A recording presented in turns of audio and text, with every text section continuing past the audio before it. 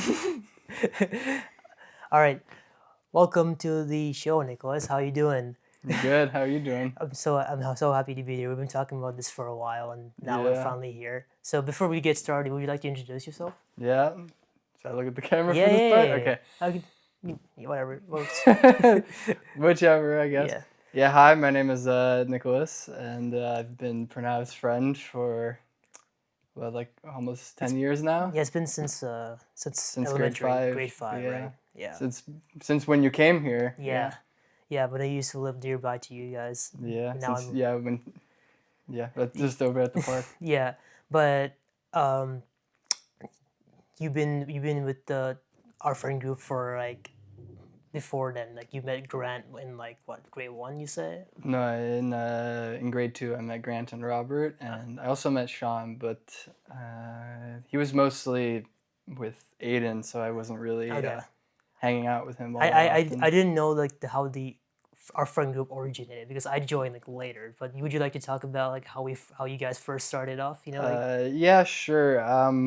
It started with, I think, probably me, Grant, and Robert, and then who else was there at the time? I think it was also, I don't remember, I don't know if you remember this guy, Michael Chow. no, He was a year younger than us, but was he tall? no, he Okay, wasn't okay, tall. But he was part of the friend group, and then I think also mostly Mike was in our friend group, but I think Mike really became in the friend group around grade five because I think that's when we were all in a class I together. see. Um, but yeah, that was I think mostly how it started, and there's been other people who came and went, right? But they're no longer like in the area, and I've lost contact with them. But Right. they're not really people who I would see myself being with, hanging out with today. And then you came, and then also at the same time when I met you before this, but I Yeah, we also met at the mosque group yeah our we met first time. at the park, Yeah. yeah, and you told me that you were going to Not my much. school, and Yeah. I was like, oh great, so then you'll have at least one friend I can introduce. I think I did introduce you to Grant and Robert at the Yeah. park, yeah, and But then and then but when did Jerry come along? Did oh Jerry? Jerry, I forgot about Jerry. You're good. I knew Jerry before I met all of you. I knew Jerry since I was in kindergarten. I see. Could And we've I? been going to the same schools for years. So I first went to Central Montessori School. It's a private school, terrible school. You literally don't learn anything at that school, and I hated it. And Jerry was there as well. And then I was there until I was in grade one. And then after I finished grade one, I started grade two at Central Montessori School, but then that's when my family realized like it's not a good school because I'm not learning anything, and it's like it's making me upset that I And it's don't taking know you these guys this money, things. right? Like Yeah, and this it's just tuition a must be a waste of lot. money. Yeah, Yeah. um, and so they pulled us out, me and my sister, and we went to Dunlace, Yeah. and shortly after, so I started a little bit of grade two at Central Montessori School, but then most of the rest of grade two, I was at Dunlace. That's where I met Robert and Grant. And shortly after, Jerry came. Okay. And so Jerry's been, yeah, he's been my friend since the beginning. Yeah. Yeah, I knew back then you were very interested in like playing tennis. Like, how'd you like first get into tennis? Because I know like you and Jerry were like Jerry and Tom at tennis, Tom right? and Tom and Jerry, yeah. Jerry. That's actually kind of a funny story. We actually weren't interested in tennis. What got you into tennis? Literally because at the tennis court there was a free pizza kind of thing. So, but it was like you had to play tennis. So me and Jerry had no idea what we were doing. So we were mostly just like, let's just hit the ball as hard as we can and just mess around, hit the ball over the fence, like whatever. And then I think it was that day where we were like, maybe we actually could try this. This doesn't seem that bad. Um, and then when we first started playing tennis, we again weren't really trying. But then as we kept getting older, or I guess we spent more time there, and we had lessons and things like that. We actually got good at playing tennis, and that's when we were like, okay, maybe we actually can try this. Yeah. And it was, well, actually, it was then that we realized like maybe we actually could do private lessons, and then it's like, oh, we can get better Yeah, because like because by the time I joined you guys, I mean like your friend group, right? mhm, Like usually like in like any friend group when you join, you usually tend to do stuff together, right? Like in terms right, of yeah, sports or hangouts. So you guys play tennis, and I'm like, you know what? I might as well try tennis because my dad also played tennis too, and he was quite happy at the fact that I was like showing interest into the sport. yeah, Because like to be fair, like tennis like for like kids, like tennis is not like a kid friendly sport. Like people are it's more very competitive, yeah, it's yeah, very competitive, and like more kids tend to choose like ball sports like soccer or basketball. Like you're doing or hockey, recess, yeah, or yeah, hockey, or because like during recess, everyone will play like it's more accessible, right? Because you have the field and you just have one ball and you can do whatever you want, right? You have yeah. so And it's many like at options. school you can't really play tennis Yeah, at lunch or yeah. your So free like I time. was quite surprised that you guys are really good at tennis, and I get on the court and like it's just me and the racket, and these guys were like Rafael Nadal and like Federer. Well, I probably am not that good now, but no, yeah, tennis is a sport that, like, realistically, right? Me and Jerry, we started late in learning tennis. Really, I feel Usually, like you guys were usually you start tennis when you're like 5. That's when, but those are like the type of, you probably seen the type of people that are like like that, Serena right? Williams. They try to be pros. Yeah, trying to be pros are just like these rich families that have like nothing better to do with their time. And also the reason why it's usually rich families is because they have a tennis court in their backyard. So it's like they naturally just play that there.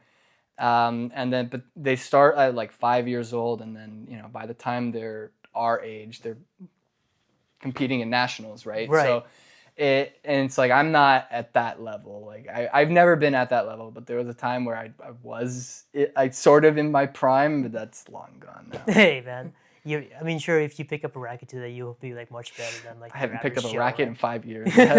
I would be rusty. But like, it's also good like you like love the sport when like, at a special time, right? Because people back then, Hmm. either they play with their friends, they go out and play video games, or they go and play something outside, right? So Yeah, well, let's be fair. We also did that too. yeah, like 50-50, right? You know, that's Yeah, it something. was half outside, half indoors. But I remember it because this was when we only had our iPads and things like that, and we didn't really have our own computers or laptops, and we were just like like let's say like servers, right, for Minecraft, because that's usually what we played like together. Like just remembering what it used to be and how it is now, we jumped like a lot.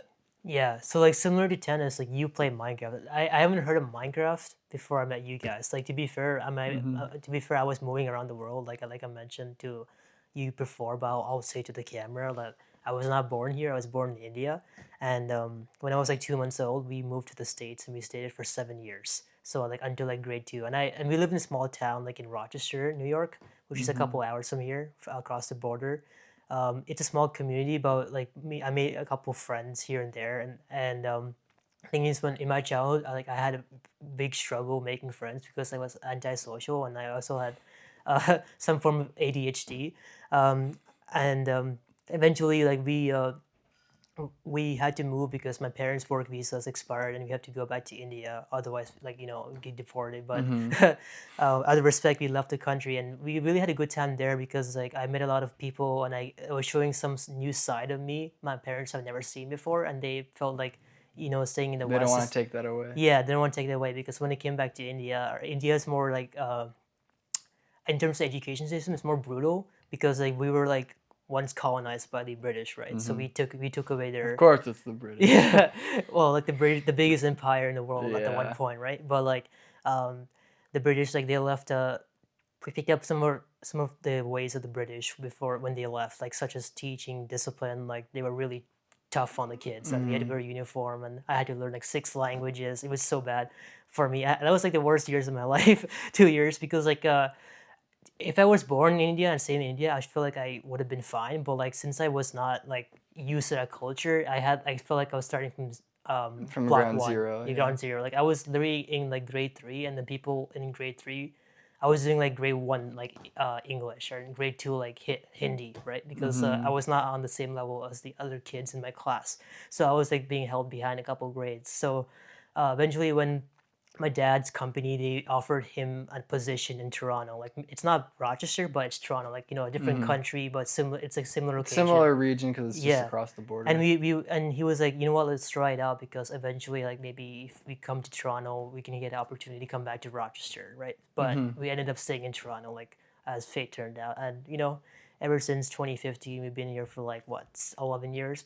I feel like I've been more Canadian in my life. Mm-hmm. Yeah. um, but back to what I was saying is that I like obviously like I spent a lot of time outdoors. My first video game like on my like I remember in the US, my dad he bought the first iPad, and like that was the first time like me seeing like a big like cool device because Mm-hmm. then we had these TVs that were as this thick Yeah, like this, right? like a box Yeah, TV. box Yeah. TV. And I remember the only thing I could play was like my dad bought a Wii console, and I used to play like Wii Sports and Wii Sports Resort. That was like the games I used to like come home and play every day. And Mm-hmm. they're really fun, right? I obviously like you play like Xbox, and I could see from your collection you were an Xbox fan, right? Not a PS Yeah.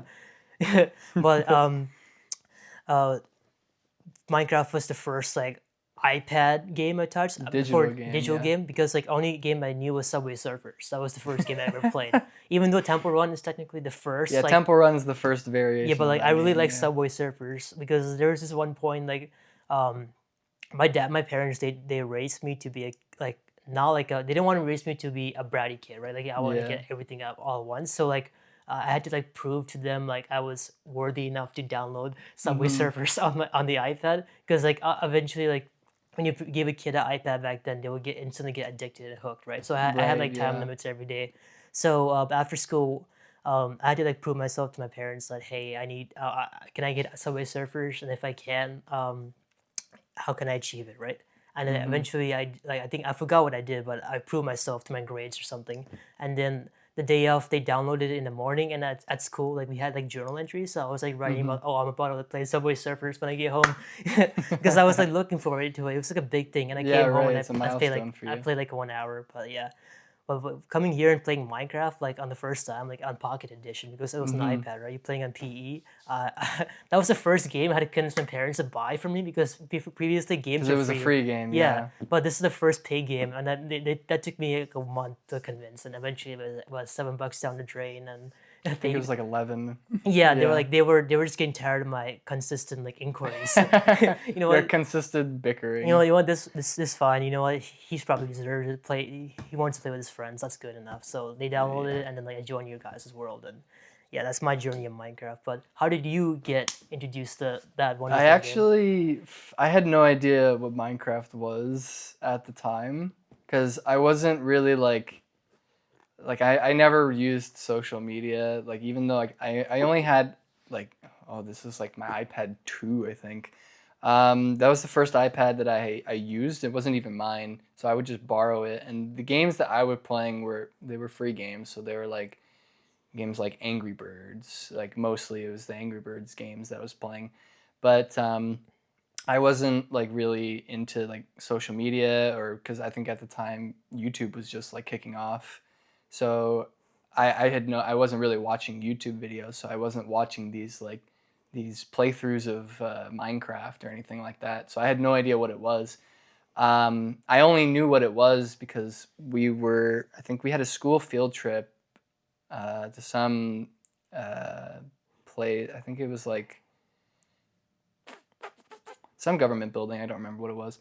But we were coming home and we were taking the subway, and Grant brought his tablet to play games, and he was playing Minecraft, and I was like, "What is this?" And but the only thing Grant was doing was he was just placing TNT and he was blowing up. He was Yeah, just blowing up a village, and I was like, "What is this game? I want to because blow stuff up." yeah, like back then as a kid, you want to like blow stuff Yeah, up, exactly. light So stuff so on I was like, fire. "What is this game? I want to blow stuff up too." Um, and then Grant told me it was Minecraft. So then that day, I think I was like, I went to my parents. I was like, "Can I download this?" It was the first game I think that I. It wasn't the first game I've paid something on because I've paid things on Angry Birds. Right. But it was the first game that wasn't free and required to be paid for upfront, Yeah. to get it. So that was the first like paid game that I got, and I think my first ever world, it was just a flat world with like one house, and these were old worlds, so Yeah. like I don't know, I kind of did like TNT stuff. Um, and then I think the first ever world, my main world, I mostly played it with my sister. And then my other main world that I played with was with you guys. It was with you, Grant, Robert, and we all had our own houses. Yeah, I remember I that. think I still have that world actually, buried somewhere. But yeah, and then we started playing like public lobbies, so like servers. So we were at the time the only server that we could really play. And I remember we would try and play this like on like the bus when we were going somewhere or something. But the only one we could play was Lifeboat, Right, I remember and Lifeboat. That was before like that was Hive and before Hive, Mindflix. before Mindplex, everything. That was the only Pocket Edition server that we could play, and for what it's worth, it wasn't the best because it was like I think you had to pay a subscription in order to do parties Oh my like with your god. friends. So Yeah. we were like we're not gonna do that. We're not Yeah. gonna waste our money on this. So I think what we resorted to doing was just randomly praying that we would be in the same lobby and be on the same team.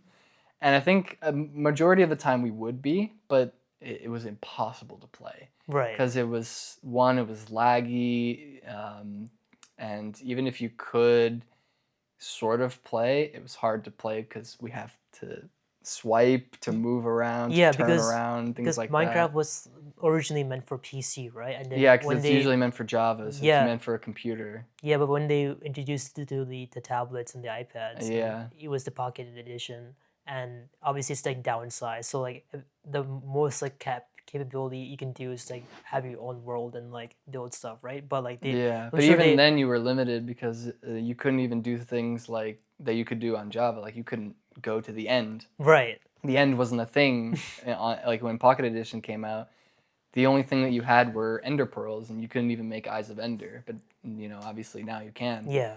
And I think there were some features that Bedrock Edition had, but Java Edition didn't have. But they've slowly integrated the two, so they're basically now the same, Yeah. except for some slight differences. Right. Yeah. But like I feel like as a kid back then, like all the games you played, like in contrast to Minecraft, like the limits for the game itself. Like for example, like if you play Angry Birds, you have levels, right? You can only Once you aim and reach all the shoot. levels, the Yeah. game's done. And you can play Subway Surfers. You just go, you jump up and down, left, right, and you collect all the coins and you die. Yeah, You're but just limited by that structure of the gameplay, but right? that's why Minecraft was, I think, mostly the game that we played because it was like the possibilities, even though they're semi-limited. We could technically do whatever we Yeah, wanted. because like when you give the ability to like create anything you want, like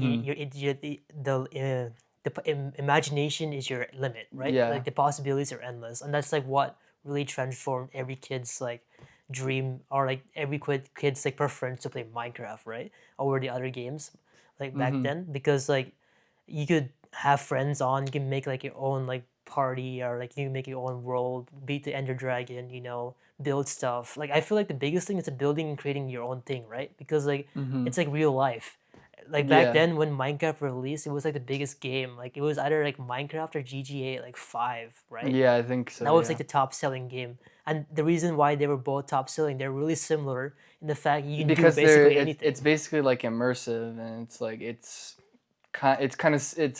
a simulator kind of like a not kind of like Sims, but Yeah, like you know. even though GTA is like more R rated and like you Yeah. only like, but in GTA you can just like do whatever you want, do the missions, do whatever you want, like drive cars, right? Yeah, blow stuff up. Blow stuff up, rob a bank. But in Minecraft, it's more like Minecraft, it's like you can build whatever you yeah, it's want, more and friendly to like it's kids. That yeah, was like it's more really targeted towards kids. attracted to us, right? Yeah, But I remember like the first like hangout, we used to bring our tablets to like Jerry's house and like do like yeah, or my a house, LAN or like server. over here. Yeah.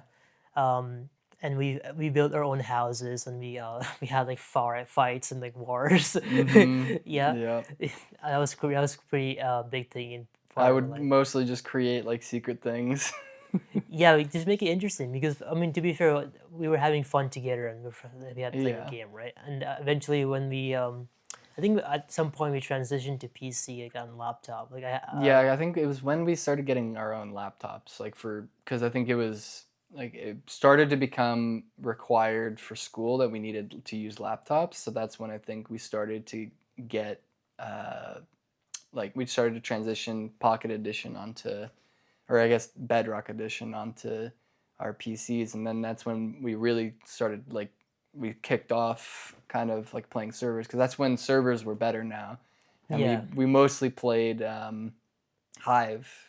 yeah, because when you introduce the keyboard to mouse, your movement is much better, It's right? much better. Because, Yeah, you're not like yeah, you're not rotating like yeah, this. because like, in like the tablet, like for people who had never played Pocket Edition, you have to have one hand on your left side to control your FOV, like where you look at. On the Hmm. other hand, it's like it's like an arrow keybind. It's like you have to press if you want to go forward, you press the It's kind top of like a a joystick where joystick, you're like right? moving it. But I think the problem with Pocket Edition was that at the time, I don't know if they fixed this or not, but you can't do that at the same time. So you can't move forward or anything, and you can't And turn at the same turn the time. joystick to move around. That So that's what made it very difficult. But when on like not Bedrock Edition on PC, you can do that, and that was like revolutionary for us, right? Because then it allowed us to play competitive servers and we were actually good. yeah, we won't be like kicked into like oblivion in the first 5 seconds by like Yeah, or it's like we wouldn't have to start a new game in like the first 5 seconds of the game starting because we died because we couldn't do anything. Now yeah. it's like, oh, we're the ones Because that like are back then, doing it. Pocket Edition and like Bedrock Edition on PC was crossplay, right? So people from Yeah. both can join the So same people server. from both could play, but like you could tell when there was a Pocket Edition player because and we would just pick on them Yeah, it's like they're limited by their because they're ability. limited by their movement and their ability to turn around. So it's like, oh, we don't have to really worry about them. But I feel like when you first started playing on PC, like even though our movement, like we were trying to like fix our movement too, because that was for me like my first. What do you call it? It's a sandbox game, but to be Hmm. fair, it's like it's not a first person shooter, but it's like a first person like movement type of game, right? You have to use both keyboard and mouse, so that's like Yeah. a hand-eye coordination, right? That's our first like time building that hand-eye coordination because to be fair, before then, like at school, like even though when like I'm not sure about you, but like when I first got to use a keyboard and mouse, like I had a really tough time like typing and then like typing stuff on a document and then like knowing where all the keybinds are, right? Yeah. Yeah, I still can't type to this day. I don't know how to properly use like all like I semi know how to do it. Like if I really focused, I can. I prefer not to, but when came to moving around, it's like WASD, right? So that because that became like the universal like movement keys because it's easier because all of your fingers are right there, Yeah, and it's like your thumb and your pinky. It's easy access for like the space bar for jumping, or your pinky to move shift or control for sprinting or crouching, and that kind of I picked up pretty quickly, and I think we all kind of did. Um, or I guess most of us yeah, did eventually, but yeah, it was always just. I remember we had these practice worlds, or well, I don't know about you, but I know me and Grant did. We had because we were constantly practicing our skills, so we were practicing things like parkour, we were practicing um, sumo, we were practicing like our aim with bows, we were practicing bridging, and for the difference between Java bridging and Bedrock bridging is nine unmatched. day, yeah, It's night and day.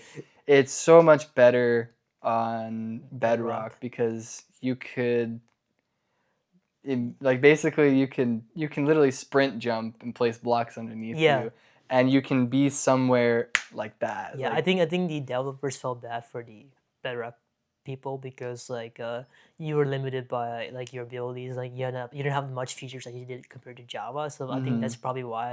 Based Well, on the other difference between Java that's night and day is PvP.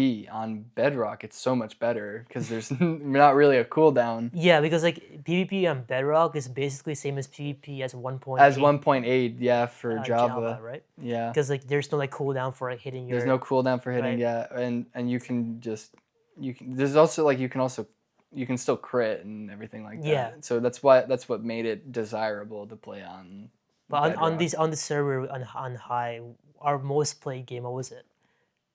What, like you, me, and Grant Yeah. together? It was mostly Treasure Wars, which they've now made it the classic Bed Wars, or Sky Wars. Those were the two main games that the three of us would really play. And the other games that we would play a lot, it was Murder Mystery. Yeah, That murder. Murder Mystery was the main one that we played. And then if we wanted to do something that was PvP, we would do either Treasure Wars or Sky Wars. But then if it was, I guess if we had like 4 people, or even just with 2 people, mostly me and Grant, we would do a lot of survival games. Yeah, like I always like look forward to murder mystery because like for people who never play, it's basically like it's cops and robbers, I guess. No, like No, it's like quite literally just like murder murder mystery. mystery. It's So like like you you have get one a murderer, you have one sheriff, and then everyone else is innocent. The civilian. murderer kills the innocents, and the innocent and the sheriff have to figure out who the murderer is and Yeah, stop them. but like there's quite attempts where we pretended to be murderers, we're actually like civilians, or the other way around. We messed around with each other a lot, but my favorite part was I think this was during COVID, was when it was you, me, Jerry, and Graham. We were playing murder mystery. You, me, and Jerry spawned in the same area, so we spawned with each other basically. And then you know how like basically once the game starts, there's a countdown, and then it'll tell you your role, and it'll give you like Hmm. after the countdown, it'll say like you're innocent or you're a murderer or you're sheriff, and then it'll give you say your sword or your bow for Right. sheriff and murderer. And I remember that when the countdown was done, I saw for me, I just saw in big letters sheriff. And then just because it was you, me, and Jerry, and we spawned near each other, I was like, I'm gonna do something funny. I'm gonna shoot you. And I was, because I wasn't really concerned whether or not I died or not, because I was like, if I die, Jerry will pick up the bow and he'll be the new sheriff, so that'll be good. So I was like, I'm just gonna shoot you just for fun. The game lasted 2 seconds. I shot you, and then the game just said game over, and I was like, what? Yeah, You were the murderer. I remember that. It was like it was a shot in the dark. It was just random. You shot me, and I I just, was yeah, I like, just randomly shot you out of nowhere, and that was just hilarious. And we were like, "Oh my god, that was the fastest game that we have ever played." yeah. And I also felt like with Minecraft, when they first introduced the animals like the cow and the pig and all that, yeah, it added a lot of greenery to the great game and like really expanded our exploration imagination for the home building. Because like I used to remember we used to make like automatic like when they introduced redstone, like you were a big redstone fanatic, right? Like I wasn't like the biggest person on Redstone, but I was. I think out of us, I was the one who was mostly doing Redstone stuff, just because it was like, well, what can we do with Redstone? Like, what interesting things can I do? So I was coming up with not like traps or anything, but like kind of like secret stuff. So like, because I saw like a tutorial, but I guess this was on Java version at the time, but I didn't know that. And it was like if you set up Redstone in a very specific way, you can put like pressure plates in like a lava lake, and then you can use a fishing rod to like you can cast it and it'll hit the pressure plates and it can open a trap door, like a secret door underneath the lava, and you can basically hide something underneath there. So I did that. I was doing things like that. And then I think I also had sort of like a house or like a base or just some sort of structure, and I was messing around with like redstone for, I guess, like trapping mobs and things mhm. like that. What other redstone stuff? I didn't really do any other kind of redstone Yeah, stuff. redstone was pretty But big part of the game, but yeah. when another thing I noticed when I first met you is that you're a big like dinosaur fan, and I want to know. I want to get to the bottom of this. Fuck. Yeah, everywhere. What got you interested in like dinosaurs and like all the paleontology? I don't exactly know what it was. I think it was just the old books that I had as a kid about dinosaurs, and it just kind of stuck. And it definitely was things like, watching Jurassic Park that influenced that. Um, and then also there were games that I would play like that unfortunately aren't available now. But my favorite game that I would play besides Minecraft was Jurassic Park Builder. It was basically a tycoon type game where it was like you could purchase these dinosaurs and you basically just place them down. They'll generate you money, and it's like you can level them up, and then you can use them to fight battles, and you can use them in tournaments and things like that. And that was like that definitely helped. And then also YouTubers that I would watch for the same kind of content. So there's the YouTuber. This was like the main YouTuber that I watched at the time. I didn't really watch anybody else, and his name is the Gaming Beaver, and he still makes videos today. Um, and his content was dinosaur content. It was dinosaur games, so like playing Ark, playing Primal Carnage, playing Jurassic Park Builder, and it was mostly at the time, it was mostly playing Jurassic Park Builder, and I was like, I can. This is like tutorial stuff, kind of, and it's like I can use this to improve my gameplay for the game, Mm-hmm. or my like just watching him play it, and it's like, oh, I can eventually get the same creatures that he has. And then 2015 came out, and or came out. Sorry. 2015 came, um, and then Jurassic World came out because they hadn't made a Jurassic movie since 2001, Right. where the last movie was Jurassic Park 3, which kind of flopped at the time. Um, I don't think it's that bad, but at the time it flopped. So they hadn't made a Jurassic movie in over 14 years. So when Jurassic World came out, it was like, whoa, it's back. They bring the Jurassic franchise is back. It's stronger than ever, and they're introducing new things, like new concept, like hybrid dinosaurs, Yeah.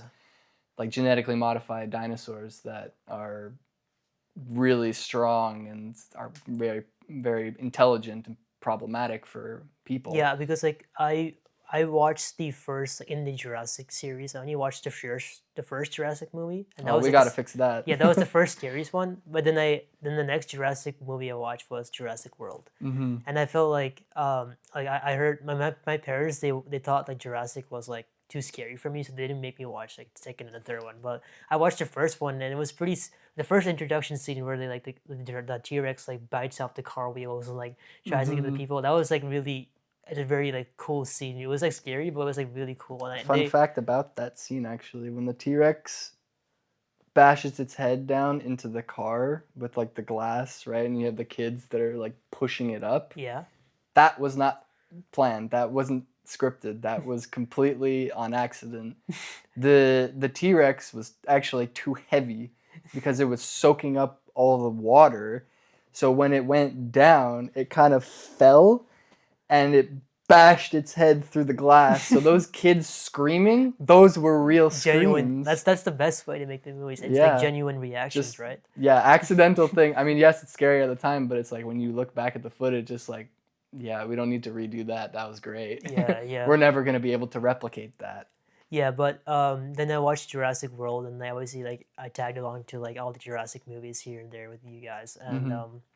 I wanted to ask that was playing the Jurassic games and like all was that also helped you get into like interested in like the history of dinosaurs and like understanding all Yeah, that? it really did. It was mostly just like the Jurassic movies, and then also all these like old books I had about dinosaurs because it was like I was very fascinated with what was here before us, and it's like, oh, we can literally go outside and dig in specific locations, and we'll find these bones that are millions of years old, and it's like you can recreate basically like if you have enough of the bones, you can just completely rebuild what this animal used to look Mm-hmm. like, or I get it, like as close to what we can get Dude, them to today. it's like pieces of a puzzle. Like you're trying to like Yeah. guess what type of It's also species. like it's pieces of the past, right? So it's also like figuring out how we came to be today by looking at what was once before us. Right.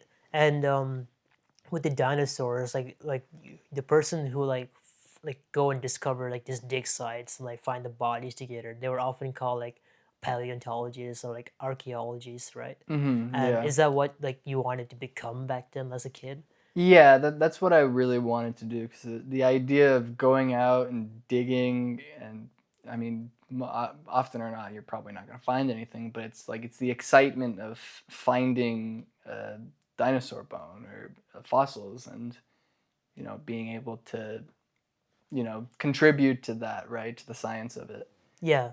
And like I want let me can I just quickly test your dinosaur knowledge? Oh And this might be a God. test too, but like I actually generally don't know much about dinosaurs, so like you could also help educate me. But like Mhm. all I know is that dinosaurs they live for like millions of years, right? And then Mhm. until like one asteroid came to Earth and like hit Earth and it Mhm. caused like a big thing. So like um how did like one symbol like small like I don't know how big the asteroid was, but how did the asteroid cause like the extinction of like the entire dinosaur Well, species? I can tell you how big the asteroid was. I think it was the size of Manhattan. Deadass? Yeah. Oh my god. It was the biggest asteroid that ever struck Earth that didn't destroy the Do you Earth. know where specifically it struck Earth? Off the coast of Mexico. Okay, like in the water, at sea, right? Well, at the time there wasn't a sea there. Oh, because This is like back why if it hit the water, then nothing would have happened. But obviously something did happen. So at, back then at the was it? time, the water like there wasn't really a sea/ocean there. It Mhm. was more receded. So it basically hit right in on the Earth, I see. which And is why it wiped out so everything. let's And talk not about really. the structure of the globe. Was it like Pangea back then, or was it just like they were like Well, millions of years ago, yes, but when the asteroid hit, no. no? Like how far are we talking about? Like how far was like the U.S. from no, like North America from like Europe, or like Probably not as far away as it was now. Like the distance between I guess the time between the asteroid hitting the Earth and modern era, probably Madagascar probably would have still been part of Africa at the okay, time. okay, Um, I see. And India would be and in the India water. wouldn't be in It's like an Asia. island. It would have actually probably India would have been on its course to Hitting Asia. hitting Asia during this time. Like it would have been on like just probably like not even like halfway probably. Okay, so you're telling me an asteroid the size of Manhattan hits like the coast of Mexico and causes the extinction of like not even the dinosaurs, like all the plants and animals in the world? Well, not everything, but most things. Like It how was did that? mostly the dinosaurs. You know, like the series of events, like what caused it? Yeah, when the asteroid hit, it created the giant dust cloud, and the reason why that's a problem is because it blocks out the sun. And so this happened around the world. So you're basically imagine going without the sun for a couple years. You can imagine how bad that is because then what happens is because no sunlight is reaching Earth, plants start to die off because they're not able to get sunlight. Then that causes the herbivores to start to slowly die off because they're not able to eat, right? Right. Because the plants are dying or they're eating what's left of the plants. Um, then the carnivores start to die off, and the other another thing that is happening at this time because there's no sun, there's also no heat, so it's a global cooling of the atmosphere. So that's also a problem. And then that's how we got into the ice age because it was years without warmth. So it's the Earth is getting it's gradually getting cooler and cooler, and Mhm. it's constantly snowing. And it's interesting because after the asteroid hit, and plants start to die off, there's the theory that some herbivores may have resulted to cannibalism Hmm. because they're animals, right? Even today, right? Most animals are opportunistic, right? So if in a scenario, right, any herbivore will convert, well, not fully convert, but they Like they if will pushed to the resort. limit. If you push them to it, they will eat they'll Like eat not meat. intentionally, like just like by nature. By nature, they will eat meat because it's right. It's their will to survive.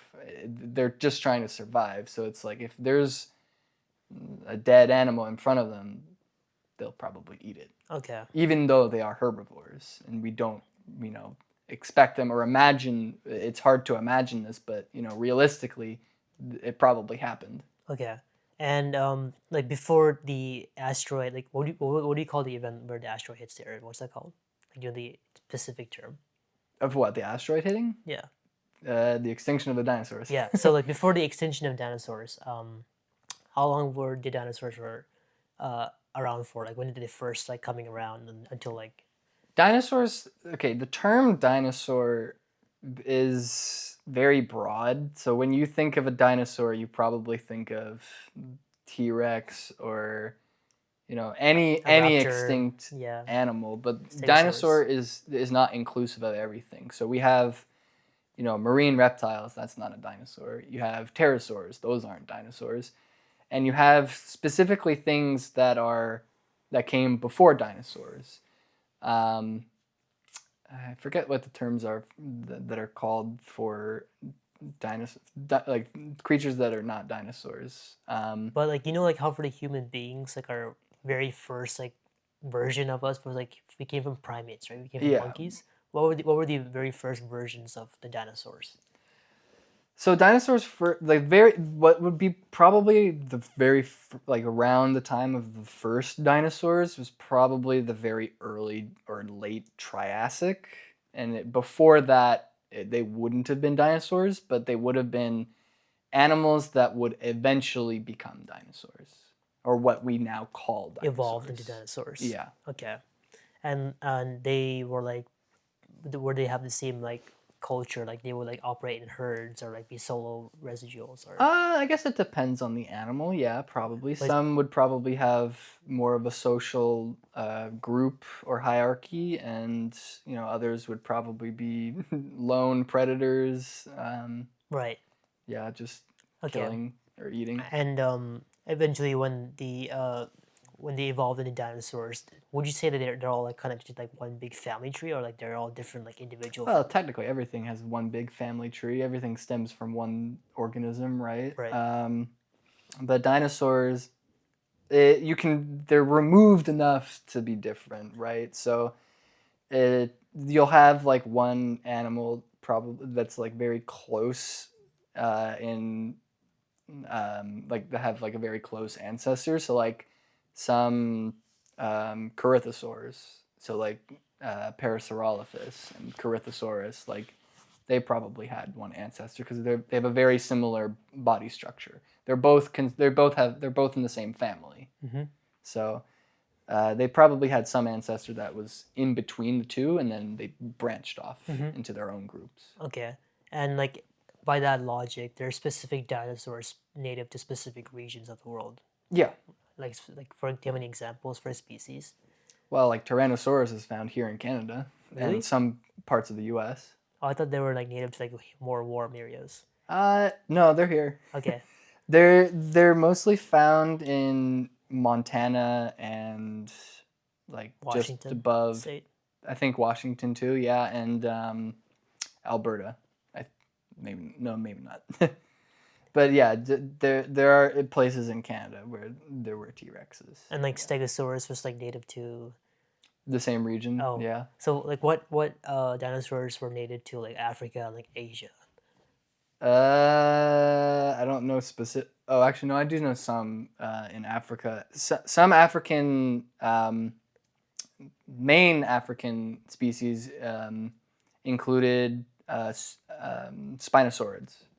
So like Suchomimus or Spinosaurus Right. Egypticus, which was found in Egypt, and then there was recently in 2026 a new Spinosaur was discovered, and it's also in Africa, Oh wow. and its name is Spinosaurus mirabilis because it has a big, nice crest on its head. Yeah. And like it's also amazing the fact like when these dinosaurs die and like their bones are preserved in the ground? Like how Hmm. deep are like, usually the bones are in order to be like because like you know like Well, it depends on the how old the rock is. oh like can you explain the process? Because So obviously, when rock erodes, it layers on top, right? So as you go down, it's like going back in time. So the deeper you go, the older the rock. mhm, And so if you're looking for animals in specific times, you'll generally go to a certain level and you'll start digging there and you'll start looking there. And that's how we date, these dinosaurs or non-dinosaur but extinct creatures that have fossilized. It's based on the rock that they're found in. That's how we know how old they are and what time period they're from. also I was like taught that the fossils in our like we have like billions of fossils in the globe over a period of time, right? Uh, Eh, sure. yeah, but like most of our like non what's it called non-natural resources like coal, oil, they're all come from fossils or like stuff that years of Some sort pressure. of process that Yeah. takes a long time. Yeah. So coal's interesting because we know it as basically just a chunk of carbon. It's usually black or brown. What it really is it's generally it's compressed and fossilized plant matter, like dead plant matter. So like a forest or a tree, but it's usually in swampy areas because when they die, they usually they're submerged in water and they're generally in a lack of like an area with low oxygen levels because then it fossilizes easier. And we burn it and Yeah, we use it for like we use it for fuel. fuel. Yeah. And it's interesting how we even have coal in the first place because there's a theory that I think it's the theory that I kind of believe in, and it's kind of a popular theory that we have coal because plant matter was able to accumulate, like dead plant matter. It was able to accumulate, and then layers of sediment And gets added pressure. on top of it, and Yeah. then it gets compressed and Into carbon. pressure, and then basically what ends up happening is that because it's in the ground for so long, what ends up happening is that minerals start to seep in and replace everything that was organic, and then all you have left is just a chunk of carbon. And the reason why that happened in the first place in some areas, or I guess in some regions, is because at the time, decomposers were kind of lacking, right? So they weren't able to like decompose fast enough all this dead plant matter. So they weren't able to like break down lignin in trees, right? So, like that's the theory, and which is why um, there was so much plant matter that was able to accumulate, and then over time it got compressed and under a lot of pressure and I think maybe some heat, it was able to turn into coal, and we just burn that. Hmm. And so that's why it's a very limited resource. Right. And okay, that answers my question. That makes more sense actually. And that's would you also say that same for like oil or natural gas and Uh, Actually, natural gas is different. Natural gas is just gas from the atmosphere or from some sort of natural process that just gets trapped underground. Um, and oil is different. Oil is basically, I think, quite literally, it's just decomposed organic matter that's been compressed heavily um, for millions of years, and it's basically just in a liquid form, because it's very carbon dense, so that's why it's one of the best fossil fuels that we have, even though it is a very finite resource. right, right. But we can't stop using it. Yeah, it's just something that's very accessible and like very useful, even though it's like bad for the Well, it's atmosphere. bad for the atmosphere, but it's not that it's not very accessible. It's just it funds like 9 different industries, so we can't just stop using it. Right. Also, like another interest you shown back then also with dinosaurs was like the marine reptiles you mentioned, right? So like Hmm. you were like very interested in like sharks, and like one specific one I know is like the megalodon. So Yeah, because that is the world's biggest shark. yeah. Bigger is better. Yeah, I was really interested in not just dinosaurs, but just extinct animals. So, that included megalodon or some marine reptiles, and then avian as well. But yeah, the bigger ones interested me because it was like, how does something get so big? Like, what are the conditions, right, Right. for, let's say, a giant 80-foot shark to exist in the world? Or like the Quetzalcoatlus, the largest thing that ever flew. Right. It's like, how did these animals get to be so big? And there's also this theory that since like the world back then, it was majority of it, like 80% of the world was water. So like there's so many like, undiscovered like uh marine reptiles or species that we have Mm-hmm. not discovered, right? Because like eventually like how the world started is that um the masses of like land and rock started uh, pressuring together, and then the sea level went down, right? Eventually started showing the land, right? No, that's not what happened. um, the the ground that we stand on isn't exactly finite in where its placement is, where it's constantly moving, Yeah, even though you don't feel it. because of the plates, right? Because of tectonic plates, because the mantle is always moving. It's like a river. It's constantly moving, and sometimes those plates, even like you have a current going this way, it's gonna move this plate this direction. The plate that's over here may not want to be moving in this direction, and it may want to move in this direction because of another current. So they start conflicting, and that's how the earthquakes happen, because Yeah, it's these plates that are quite literally pushing each other up, or sideways, or pushing them down. right. So it's constantly moving, and that's why um, the oceans have changed from millions of years ago to what it is now. It's because a lot of the land that is above sea level, it's been moving constantly. It's been moving around, so it's been creating these different like coves, or seas. And also the amount of water that we have in the world is changing. So like, probably back then there was a lot of water, and then a lot of it evaporated into the atmosphere, and then sea levels lowered. Right. And the megalodon and all the reptiles, was it the same era as the dinosaurs? No. Animals like the megalodon, uh, they were around 10 million years ago. So they Okay, were around more recent. after the More dinosaurs. recent. Yeah. Yeah.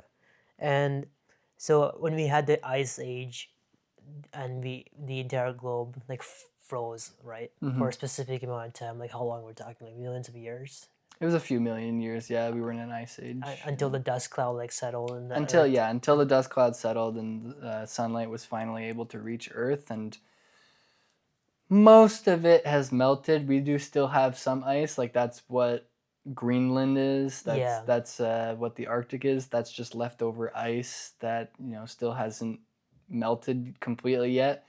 And the reason why we still have that ice remaining is because those areas of the world get very little amount of sun, so the ice is just able to stay there, and also it's able to stack and create permafrost that just stays there year round, Hmm. and it just doesn't really often melt. Although now it's starting to melt Yeah, because of climate because of change. us. Yeah. Yeah. And yeah, but the entire process took millions of years ever since the asteroid hit. Hmm. Everything died, and then Well, not everything. We're our ancestors survived. right. Oh, do you think the human race begun before the ice age or after the ice age? No, it was during the Ice Age. The only reason why we're here is because our ancestor around at the time of the dinosaurs was a little rat. That was the first like mammal, Oh, and the only reason why they were able to survive was because the asteroid hit and it cleared the board. And these mammals, they hid underground, which is why they were safe from the asteroid hit. They were safe from the impact. They were safe from the dust cloud, and they found ways to survive. And if it wasn't for the asteroid, you and I wouldn't be here. Right. Humans wouldn't have been able to evolve with dinosaurs present. So the fact that they were wiped out, we were able to evolve. So one end of one's existence begins another one. Yes. Yeah, that's very Clear the board, start again. yeah. The thing is nowadays we humans we've attained a technology to actually bring some of these extinct species back to life. What's your what's your opinion on that? No.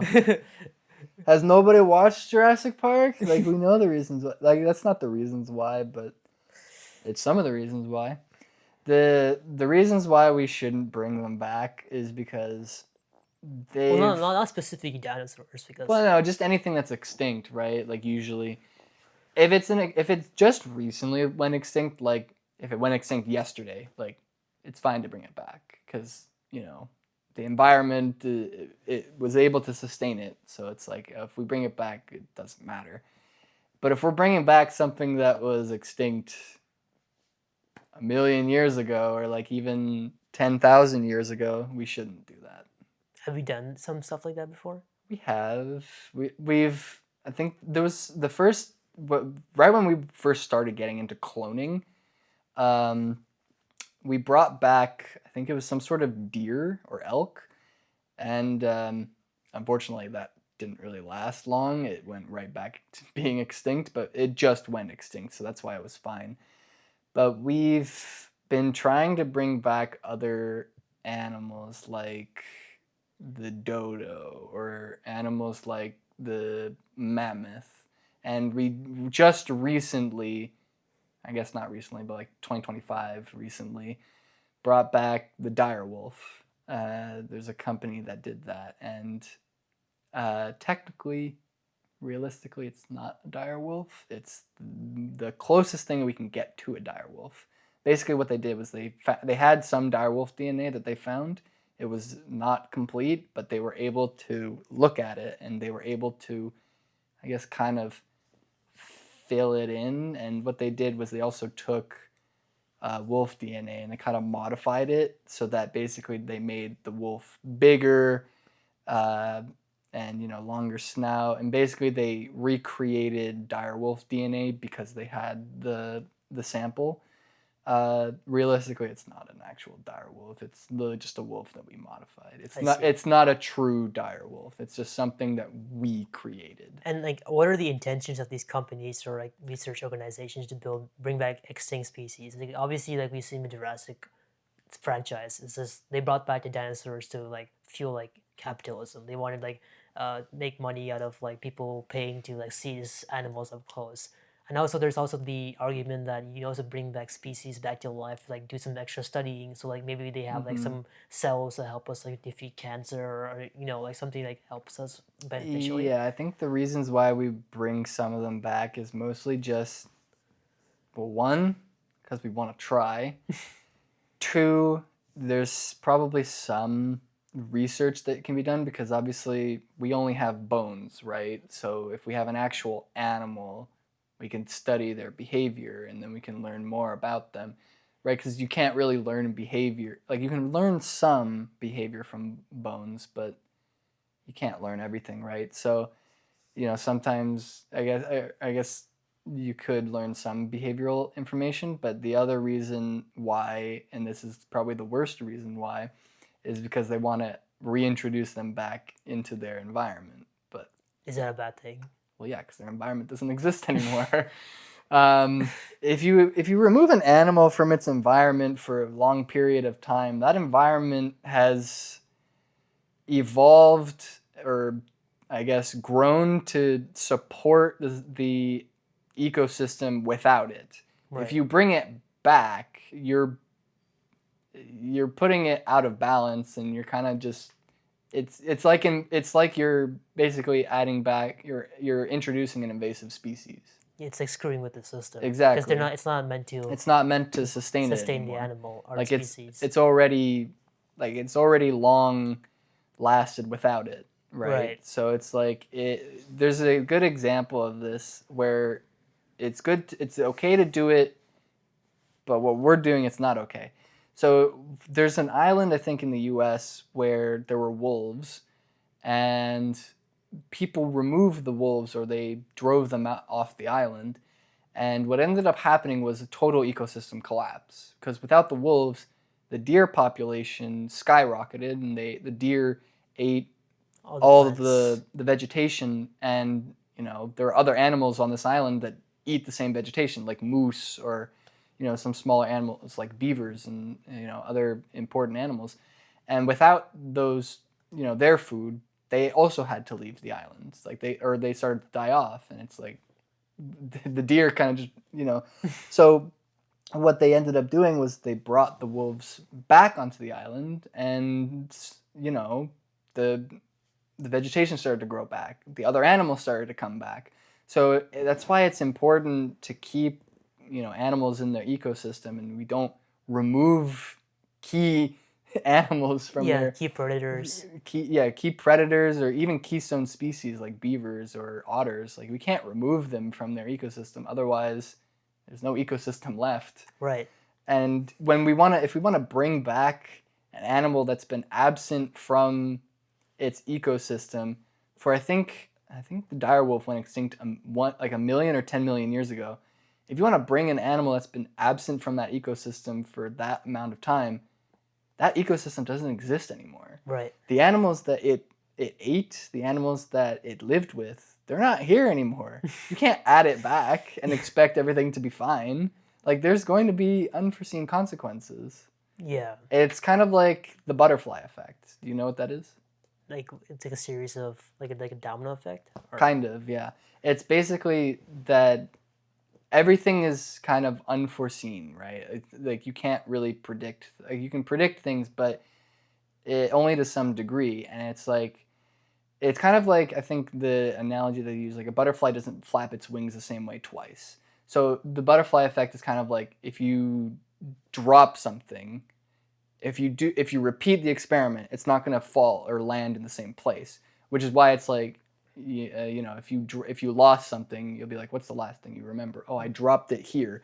Let's drop something else and see where it lands. It's not going to land in the same spot. Mm-hmm. So when it's very small events that lead to catastrophic, like bigger consequences. I think what it is, I'm going to correct myself. It's a butterfly flaps its wings.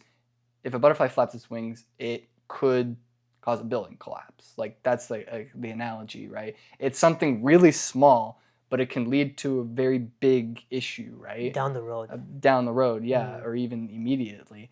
And I guess one famous like a famous I guess analogy for this is in Jurassic Park, ironically, and it's when Dr. Ian Malcolm, he like takes like water and he drops it on Ellie Sattler's hand, and he's like, keep your hand straight. Which direction is it gonna go? And he drops it and it goes down one way, and then he's like, which way is it going to go the second time? And the water droplet travels a different way on Ellie Sattler's hand, and the reason for that is because there's you have all these hairs on your hands, like microscopic inconsistencies in your skin that will influence the direction that the water droplet will travel. So it's you may think something is perfect, but in reality it's not. So like if you think your hand is perfectly smooth, so then water will fall the same way, that's not true.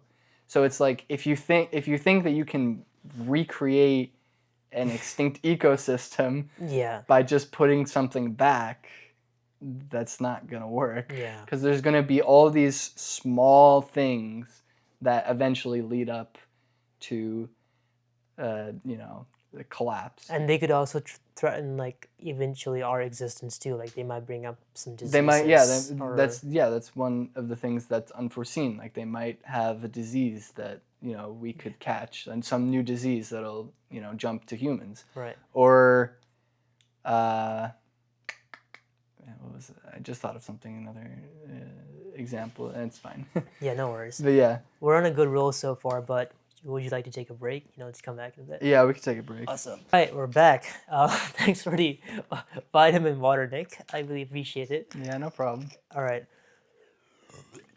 So, yeah, I heard like you're pretty good. We talked about like what things you're interested in from like Minecraft to Jurassic and dinosaurs, and I know you wanted to bring up space. So, what about space? Yeah, so I have a kind of a perspective question for you that's usually wrong. So I have this little globe and I have this little ball. So take the globe Sure. and take this ball, Okay. and I want you to place where the moon is located to Earth. Like to be fair, the moon always spins around, right? So Just like, anywhere, like a just the relative distance. angle, Yeah, doesn't matter the angle, just how far away you think it is. like this far. Yeah, and this is why you've been lied to. So schools, or I guess, yeah, mostly schools, they'll have kind of like a globe like this. They'll have a globe that's this big, and they'll have also a separate moon attached to it, and usually it's about that far away. That's a lie. The moon in this scale, the globe scale, that's not how far away the moon actually is. Isn't like 100 million miles or kilometers or something? If we're putting it in that kind of scale, you would be 30 miles away. You would be wow. out if we shrunk the Earth to about this size, and we shrunk the moon to be relatively about this size, in order for actual scale for distance, you would be like blocks away. Wow. In order for it to actually represent scale. Because The reason why we put it that close on the globe is just so that you can see it. yeah, makes sense. Because like, what's the actual distance from the Earth? Like 1.8 times 10 to the, like, it's like no, it's not one astronomical unit. That's from us to the sun. I don't exactly remember what it is, but it's like thousands of kilometers away, like Yeah, to and like like, the power of something. and this is like in terms of the globe, this is like 1 to 248, the size of the Earth, right? What, the moon to the, No, the Earth to this Earth to oh, like scaled, yeah, the scale, like scaled it's like down. 1,000. We're like 100,000. Yeah. Like the Earth is bigger than Yeah. we think it is. Right. So yeah, that makes a lot of sense now, and how like like those models where you have the entire solar systems, like from Mercury all the way to like Pluto or Neptune, right? Yeah. It's just like one like it looks like it's It's arms just, length it's apart. like, yeah, they're like inches apart. Yeah. They're very, Yeah, like, but it's like as if you could, like, from it, like if that was actually what it was, you would be able to see the sun much closer, and also you would be able to see like Venus and Mars like on a daily, like you would see it. you would have been incinerated. You would see it by like the moon, but bigger. Yeah, we would have been incinerated by the sun by that point. We would be incinerated by our neighbors, Right. by Venus or by Mars. Right. But yeah, about like the space, it's like a very interesting topic because I wanted to talk about like obviously your interest and like also space itself is a very like unexplored area. Like yeah, the people tend to say that space is limitless, and would you like agree with it? Like if you were to define the capabilities of space, like is it like finite or infinite? No, it's finite. Finite? It's definitely finite because we know how big the universe is, and anything. Well, I have no idea what's outside the universe, right? But space is not infinite. It's big enough for us to consider it infinite, but that's only because, from our perspective, right? It's so far away that, and there's so many stars, so many planets that mathematically we can say that it's infinite. In reality, it's not infinite. It does stop. And But like it's constantly growing, which is why we say it's infinite, because it's infinitely expanding.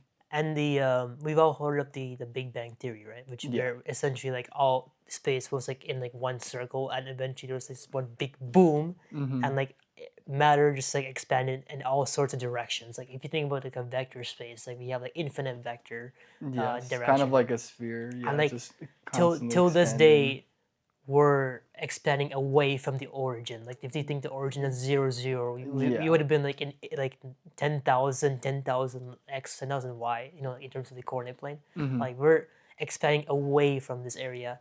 And is it because of the force of the explosion? That's why we're going in this direction, or is it just because of It's a like couple reasons. It's that's one of them, but I think the main other reason for why we're expanding away is because it has to do with matter, right? So I think what it is that it's dark matter that we don't see it, but it what it is dark it matter? has mass, right?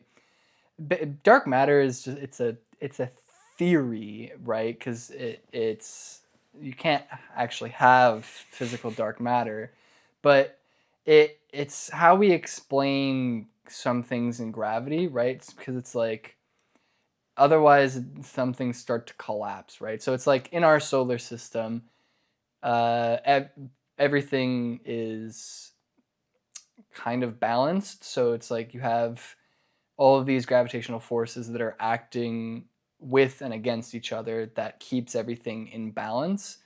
So like you have the sun, you have Earth, you have all the other planets, and you Mm-hmm. also have like around us, you have all of these other like exoplanets or all of these other meteors or asteroids or all these other objects that are in space.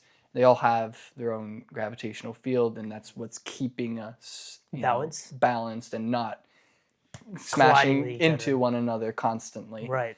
Um, but it's like mathematically, when it's calculated, there are things that don't make sense, right? Because the way that, let's say our gravitational field in space, right, it's bending space. Like you've seen probably how we visualize space, where you have like a curtain or something, and you have like like those coin things that you toss and it spins around. Mm-hmm. So Yeah. it's like you have kind of like that, but you have imagine like a cloth on top of it, and you take a ball, it dips down, and you see this cavitation kind of, and then if you put something else inside of it, like another ball, you'll see that it starts to kind of rotate around it. Mm-hmm. That's basically the visualization of how space is, because it's bending space and time, and imagine that the sun is at the center, and you have all of these, it makes that big cavitation, and you have all of these other planets Oh, I that are see. going around. But the reason why they all don't suddenly like all don't spiral into the sun is because of their own gravitational forces that are pulling them Apart. apart away from the sun, Yeah. but the sun is also pulling them, making them go around the And sun. that's why the force is balanced. You can't have much force on one side without having Yeah, the without same the other resistance on the side. other side, right? And so it's like if you calculate like the masses of that, it's like it doesn't quite make sense for why we're not spiraling into the sun until you start to think about, maybe that there's something that's there, we can't see it, just like, you can't really see the bending in space and time, but that there's something else there that's doing that, and that's what Dark the matter dark is. matter is. I It's see. it has mass, but it you can't see it, but it's there. And kind of what I think the current theory is that dark matter is kind of losing its mass, or not like in like the universe, but oh, Is dark no, matter yeah, like its own like type? Like sorry, like our own like living being? Like not like a what? living thing, No, I but know.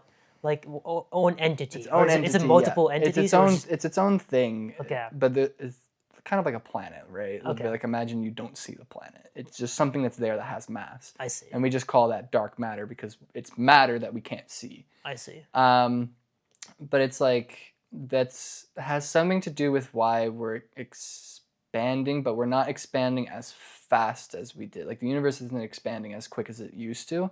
It's kind of slowed down. Because like I think that makes sense because like, if you like pull a pin to a grenade, right? Yeah. Obviously the grenade's gonna like first like millisecond, Yeah, but big force, eventually and then eventually it will like die it'll down, die right? down. But then it's like, well, what's gonna happen when it complete? Like, is it gonna slow down? Is it gonna continue to Stop. speed up? Is it gonna stop, or is Right. it gonna start coming back and do the opposite of what it did. Oh, right. So it's like, what exactly is going to happen with that? But that takes a lot of time, right? In terms of like Far away from our lifetime. yeah, far away from our lifetime. Yeah, that's not going to happen for another few billion years. But like you mentioned that in relative to our, we think that space is infinite, but reality it's finite. But Yeah. since space is like so big, like especially like we measure distance in space in light years, right? So like let's like Or start. also astronomical units. Yeah, let's start with basics. So what is like light years of astronomical units? Well, and one astronomical unit is the distance that we use to measure how far Earth is away from the sun. That's one astronomical unit, and that's usually used to tell the difference between, like, from Earth's point of view to something else that's relatively closer to Earth. Then you use light years for something that is much further away, and you typically use it for, like other galaxies. So like the speed of light and how long it takes light to go through a year, right? The speed of light is how fast does light travel in a year. Yeah. Right. So if something is, let's say 10 light years, it takes 10 years for light from, let's say, that star to reach us. So it takes 10 years. Yeah, and in theory, 10 light years is not 10 human years. Like how many human years will make up a light year, would you say? Well, no, it's the same. Really? Well, light year is a measure of distance, not time. Oh. One light year is the distance it takes for light to travel in a year. That's what a light year is. And what is that distance? 3.15 times 10 to like the 35 meters. Wow. I think something like that. Some really big number. I don't remember the exact number. I see. But it's really big, and it's used to measure how far away typically another galaxy or distant stars are away from Earth. So, and our galaxy is the Milky Way, right? Yes. And like we mentioned, in the Milky Way has like not infinite but finite a number of solar systems, right? So like there's this like theory, but I think it's true. But like people tend to say that since space is so big and we have no realistic way to verify it, there's definitely signs of extraterrestrial life somewhere in space. Well, yeah, that's just common sense, right? Because it's like, I'm gonna put this in the perspective as if planets are infinite, because, well, like there's so many, right? Like I'm gonna say it's infinite because it's just a really big number. The statistic that only one planet out of infinite has life. Come on, like that's very, very unlikely. But yeah, the definition and of there are other planets that have very similar conditions to Earth, so it's like, well, why can't that planet have life? Yeah, but like there's definitely a probability that there is life in Earth, like life in the space, which is definitely 100%, right? But like, what is the probability that the life in space is identical to Earth? Identical to Earth? Right, like zero. we as life, we need like all the life on Earth needs like it's unique. Needs like water, food, sun, right? Well, yeah, like those conditions are the same, but if you mean like, you're gonna find a bear on another planet, like no, like it's gonna look really strange because it depends on how the animals or how life evolved on that planet. It's different from ours. Yeah, but like my question is the life on the other planet. The pre-existing conditions, is it the same for life to start? Like yeah, it has water, sun, and like food. Yeah, it has to be because they're fundamental. Or there could be different definitions of life. They're fundamental definitions of what life is, right? That's how we classify something as being alive and not alive.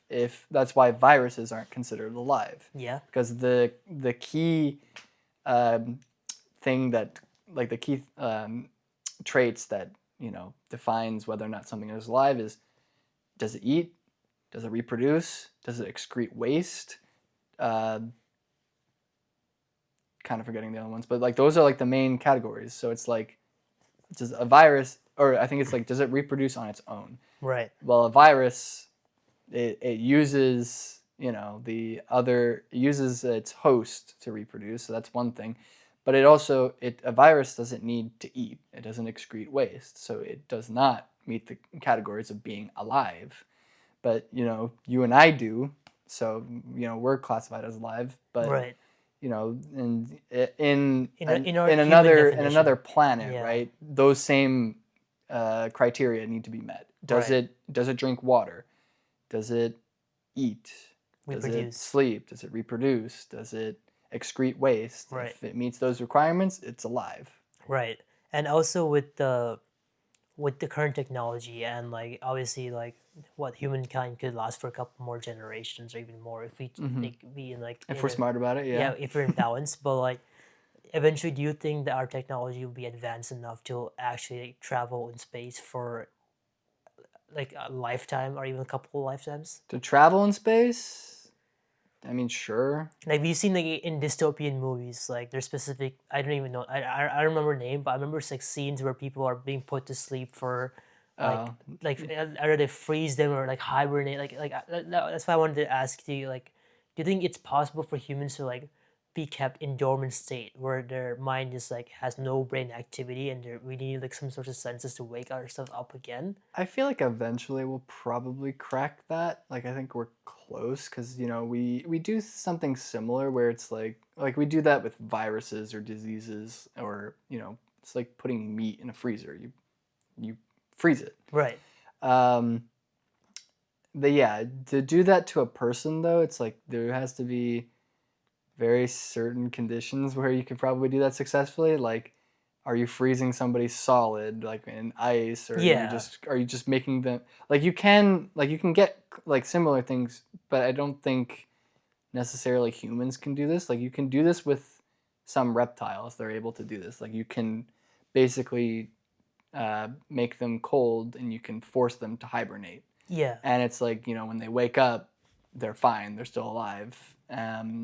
And usually a lot of reptiles do that, so like turtles do that. So typically some turtle owners, when it's winter time, like if it's a turtle that is in a pond, an outdoor pond, they will bury their turtles and then they'll dig them up in the spring.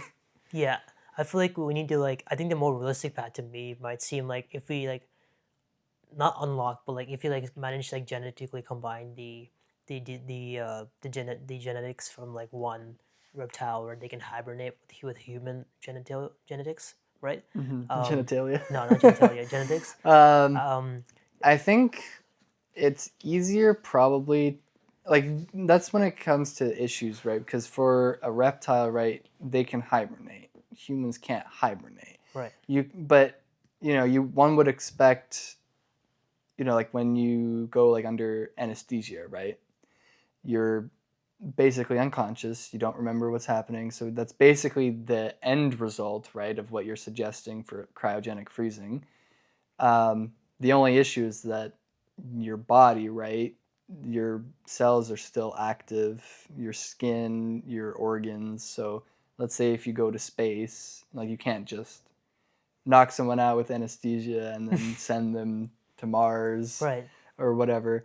If you and they're going to get older, their skin is going to still continue to Age. age. Like your body will still age, your mind maybe not, but your There's physical body is yeah. still aging, so that's The why it needs to be frozen yeah to slow down the aging process. the probability of success is very very low because you're going to run into a lot of issues where either your body ages faster like you mentioned or you screw up with the brain activity and end up like dying, right? Because Hmm. eventually like we need brain Going like activity. brain dead, yeah. Yeah, we need brain activity to survive, right? That's how our body functions. That's how our heart pumps blood into our veins, right? And like Yeah. circulate oxygen, right?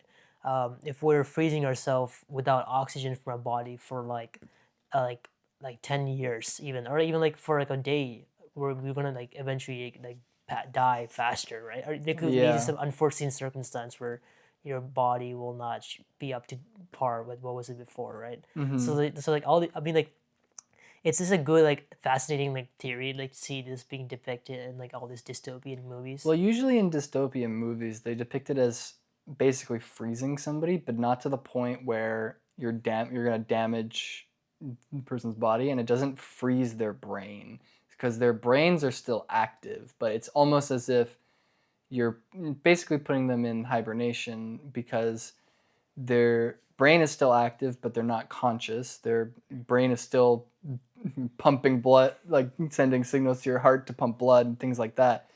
But also, like it's also freezing your skin, and it's your skin's not, or like your other cells aren't dividing, and it's you're not physically aging Right. anymore. So it's kind of like hibernation, but like a step above.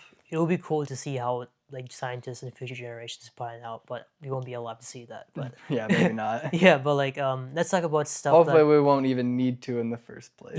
yeah, because like why would you want to like Why would leave? you want to? Why would you want to colonize space when you can't even colonize and successfully live on Earth? Yeah. So I feel fix like Earth first, then worry about I that. feel like the only circumstance where we end up have to like leave Earth is like you've seen Wall-E, right? Where Yeah, eventually like humans like just like produce so much trash that the ecosystems just but that's fail. the thing, right?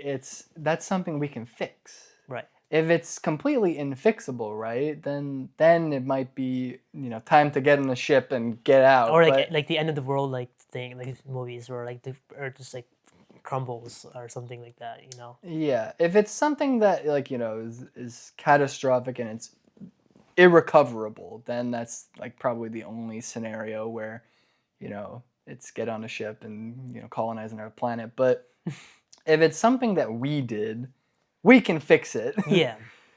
Before it's too late. Yeah, but it's whether or not we choose to is the Right. real question. Well, let's talk about some possibilities that could happen in our lifetime. So, I mean, obviously, like you've probably heard of.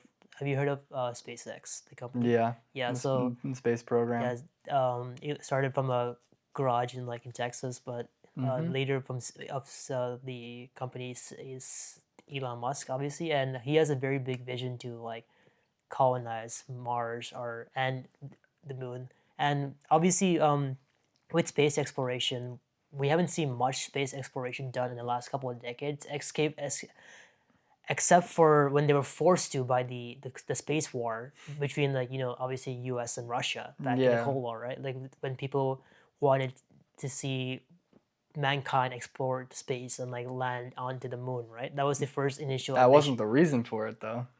Wasn't it fueled by the ambition like It was who could get there it was first? literally just who could we get a who can get a man on the moon first. Yeah, And once we did, who cares about space, yeah, right? like after That's that literally the was mentality. It's like whenever there's a race for something, it's like, oh, we got to be the first. yeah, And then it's like, oh, we don't, after we can put somebody on the moon.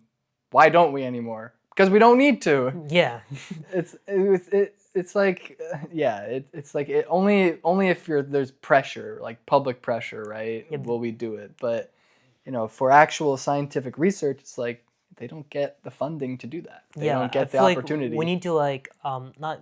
I feel like it would be nice to see like the space missions like NASA or like any other space organization worldwide, like even government entities to have more funding to like actually explore space, right? Because Hmm. we've been with the technology we have now, we can do much more than they did back then, right? Yeah, like it's like we've been able to put people on the moon, and we've been able to explore space for a while, but it's just we don't. Yeah, it just And limits. unfortunately, that's how it is because that's what it is for a lot of scientific research.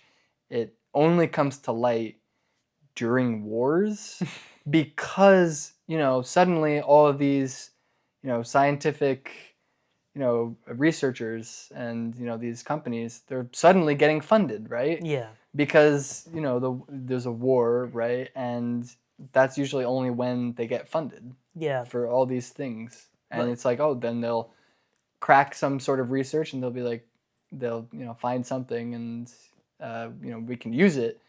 But then once funding stops, it's kind of forgotten about. all the current like organization funded organizations who can actually launch rockets into space are government owned, like NASA or Yeah. CSA or like FSIB with Russia, right? So well, SpaceX is actually the first one who's privately owned, like privately Hmm. company, right?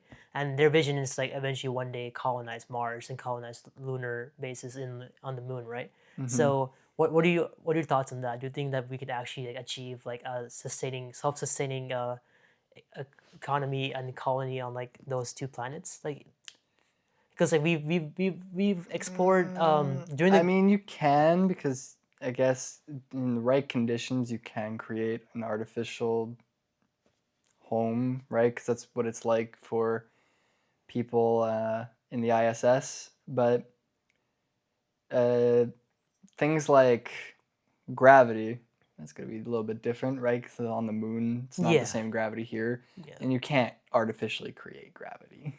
yeah. Um, There's this theory that Mars was formerly able to hold life, yeah, like right, like it was they like Earth. it was like Earth, and there was just recent discoveries where the craters in the Mars were like old rivers and Rivers and oceans, yeah. yeah, and is there what could been like what you mentioned like with the ecosystems now it's like everything's like dead and whatnot. Do you think it's feasible to bring it back to its former state where it was actually a planet exhibiting life? No. No. The reason why is because it's too close to the sun. Well, Mars is farther from the sun, to be Oh fair. yeah, Mars is behind us. Well, no, the what's the reason? We're considered in the it's called the golden zone because we're in the right place for life to exist. Like we're not too far away from the sun, we're not too close to the sun, but our sister planet like Mars, it's there was something happened where it lost its atmosphere. Like it did used to have an atmosphere like Earth, but something happened to it and it went away, and that's why you can't sustain life, or that's Right, why like there used to be flowing water on right. Mars, but because the atmosphere was gone, all that water evaporated. That's why all of our water on Earth doesn't instantly evaporate. That's why we still have it. It's because our atmosphere protects it. Um, but what Elon Musk's, I think, suggestion for how to get an atmosphere working back on Mars is not possible. What was the suggestion? Fucking nuke the planet a couple Nuke. times. Yeah, that was his suggestion. Yeah, nuke it a few times and like send over like launch some nukes and kickstart back the atmosphere. That's not gonna Yeah, but happen. like naturally, I don't think it's possible to like reactivate the. It's not like No, it's it's not like a not. car engine. You can turn it on and off, No, right? once the atmosphere is gone, it's gone. It's Yeah, not coming but back. I think with our technology, we can make our own like false atmosphere. Like obviously, put like a globe or like a dome. Like, have you ever seen the movie Martian? It sounds familiar. I think I have. It's Yeah. I mean, I'm gonna like give you some context. So basically, there's this group of like five astronauts, and in the first scene, they're trying to One of them leave. gets left behind, Yeah, one of right? those gets He's left a behind. botanist. Yeah, no, Yeah, I've he's seen a this. botanist. We both watched this. This Y- was playing on the return from the grad trip. Right, right, right. Yeah, It was yeah. a very like at that time like it was a very very interesting and like very good movie for space. Mm-hmm. Like it really exhibited my interest because like um well like according to the movie you could like grow plants and like actually like if you have controlled environment you can like sustain life, right? So like Yeah. that's like the most realistic path if you would think I about it. think there were some holes in it where it's like it's not really possible to do what he did, but it's close enough to being true. But I think yeah, it's like you theoretically you could bring back the atmosphere in Mars. Is it really difficult? Absolutely. But you could probably have some sort of small, like in Martian or Mars. Controlled Yeah, you environment, could yeah. have some small controlled environment. Um, would that be hard to maintain? Yes, Yeah, you would absolutely. require a lot of energy and like You would obviously require energy, but it's also you would need, you know, oxygen. You need to be able to breathe. yeah, respirators. Obviously, like, only in our solar system, the only planet with oxygen is the Earth, right? Mm-hmm. So we need hydrogen. Like, what is oxygen? O2, right? Oh, two oxygen, H2O H2O, for right? water, Yeah, and then yeah, yeah, in our atmosphere there's a lot of things. right. It's not Nitrogen. just oxygen, because if it It's was just pure oxygen, we'd be dead. yeah, hydrogen, We nitrogen, wouldn't be able to oxygen. process it. Yeah. Yeah, so Um, there's nitrogen, hydrogen, oxygen, argon. That's mostly what our but atmosphere is made in up the of. theory of like not actually restarting the atmosphere, but like having like controlled environments like the Martian, Mm-hmm. um, is it well, would it be better to do it on moon instead than on Mars because the moon is theoretically closer to the Earth? Probably, especially because you would still kind of be in that golden zone where you're. Although the issue with the moon is that it's constantly getting hit by asteroids, Right. whereas the Earth very rarely is it hit, or do they actually like? Because when an asteroid hits Earth, it mostly burns up in when entering the atmosphere before it even hits the ground. But the moon, it doesn't exactly have An an atmosphere. atmosphere like Earth's. Right.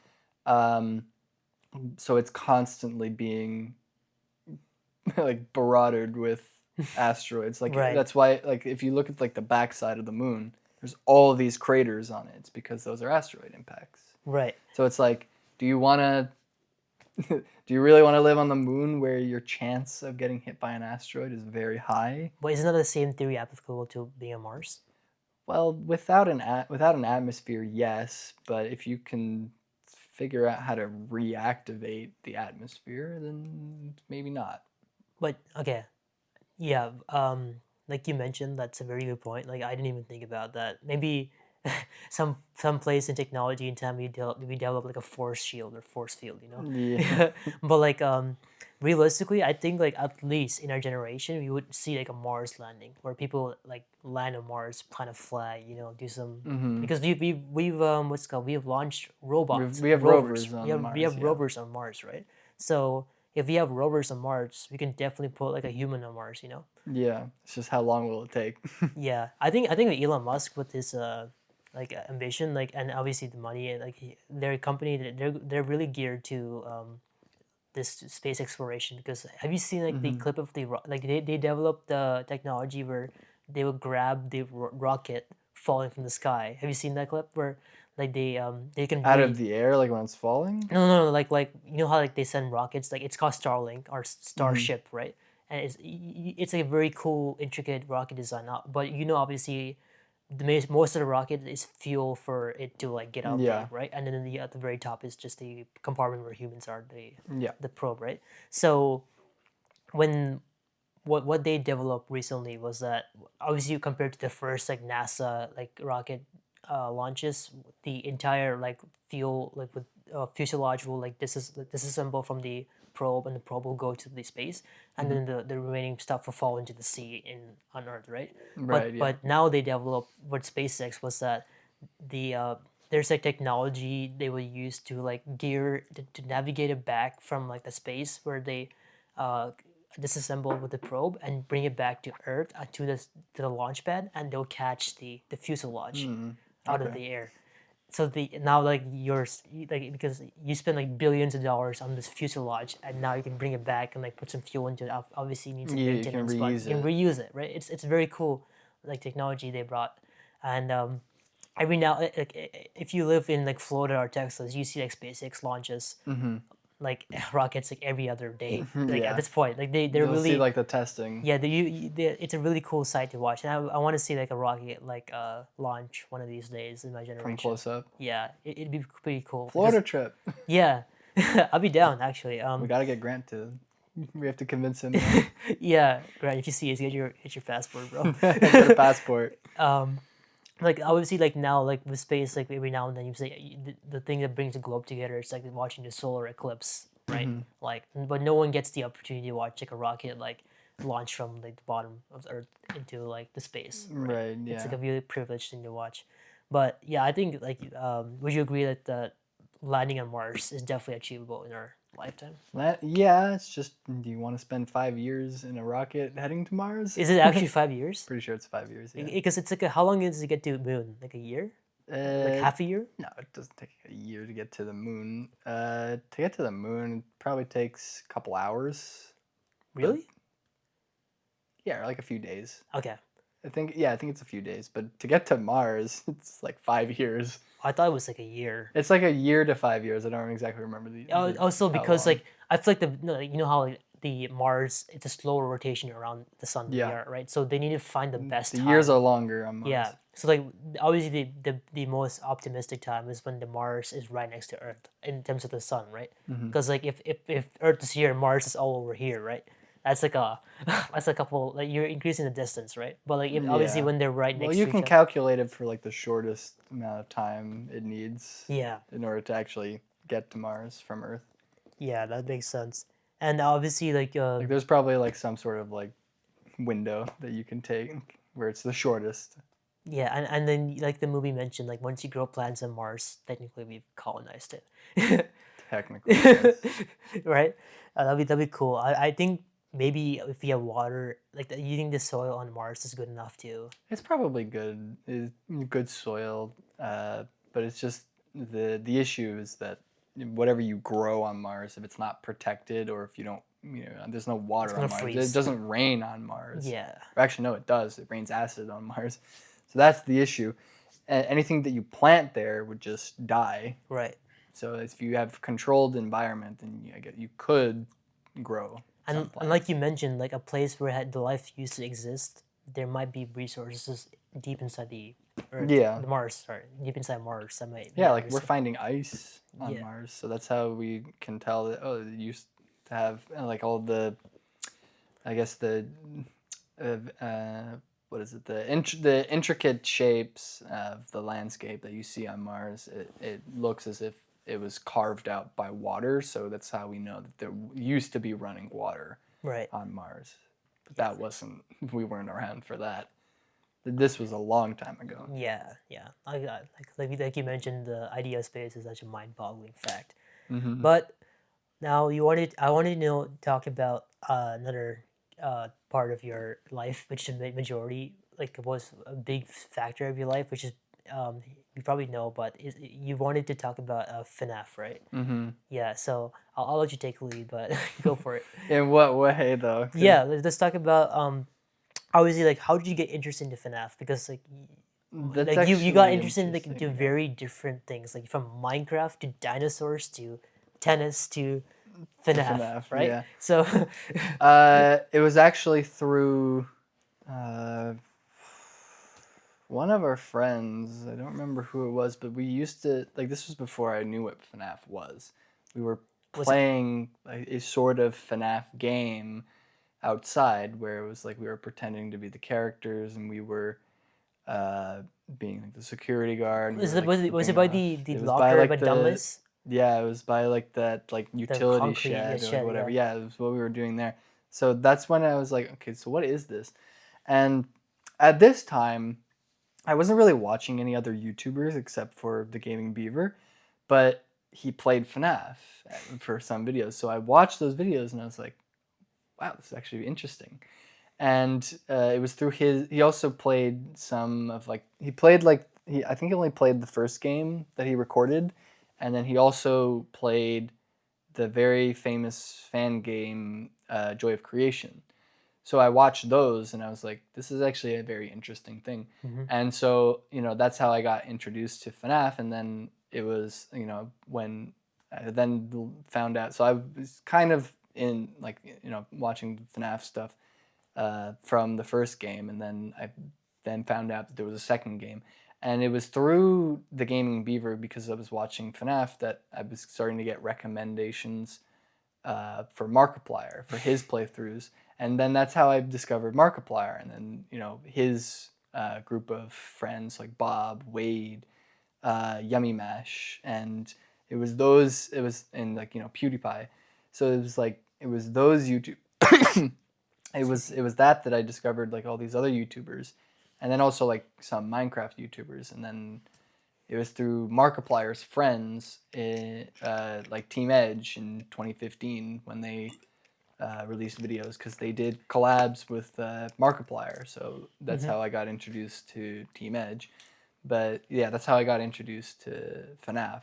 But the idea of FNAF, like Five Nights at Freddy's, is basically like a horror category. And for people who don't know, it's basically where I'm gonna probably butcher it up, but It's if I want to, psychological horror. yeah, That's what it is. psychological horror, but he probably has a better explanation. But I'm going to dumb it down. So basically, there's this group of kids, and they went to like a Chuck E. Cheese type of restaurant. Let's say for relatively right now, That's and basically what it is. Yeah. they have at Chuck E. Cheese they have like the mascot who is an animatronic. But in Five Nights at Freddy's, there's four main animatronics, which is Freddy, Bonnie, Chica, and Foxy, right? Mm-hmm. And at this restaurant, at specific times during the day, this child would be uh, will be kidnapped eventually by the animatronics. Like, would you say? Mm-hmm. Like, and I'm then gonna let you explain, and then I'll correct you yeah. after. So like, I mean, like they call this child the crying child because he would be depressed. He was depressed from being bullied by his friends, and then the animatronics wanted to like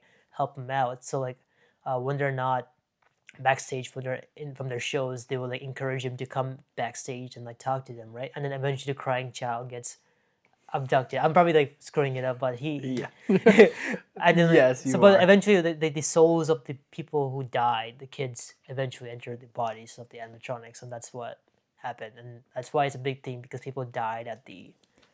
You're close. Basically, what it is it's a Chuck E. Cheese type. Like from the first game, this is what we learn. It's a Chuck E. Cheese type of restaurant where you have these mascots that perform on stage, and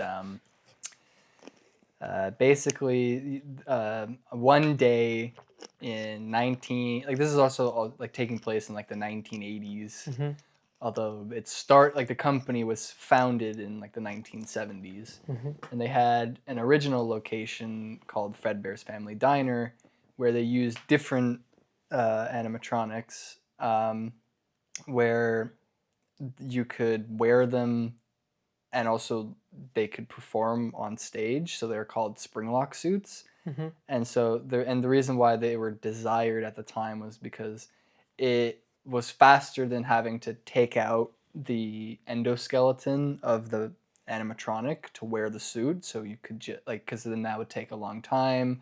Whereas if you just like what the spring locks were known for was that you could crank the spring locks and they would basically move aside the animatronic components like to like the walls of the suit, so that just enough so that a person could fit inside and then walk around and be kind of like A the mascot. Chuck E. Cheese mascot, like Okay, going around like handing tickets or like talking to so it's like kids. dual purpose. Yeah, it was dual purpose, so that's why it Yeah. was desired.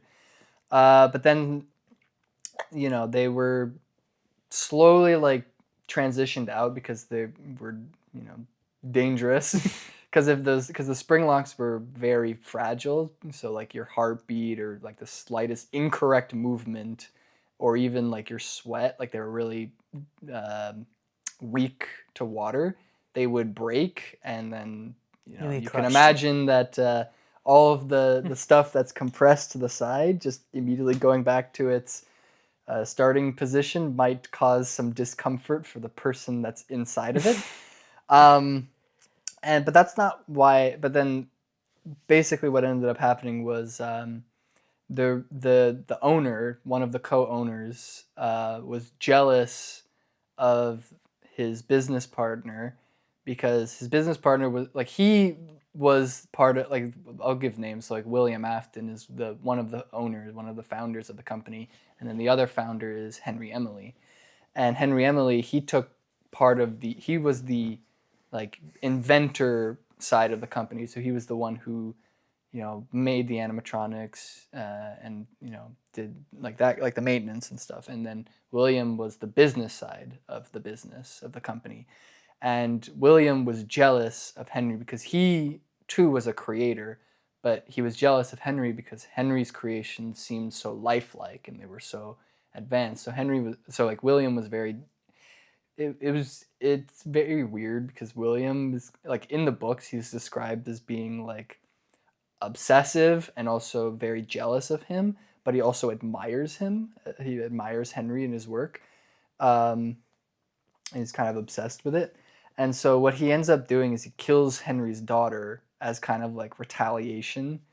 Um, and then that's how like I guess Fredbear's closes. And then at the same time they're also launching this separate company at the same time, like this other location, which is Freddy's, where it's new characters, new mascots. Freddy Fazbear Pizza, right? Freddy Fazbear's Pizza, so it's Freddy, Chica, Bonnie, Foxy, Right.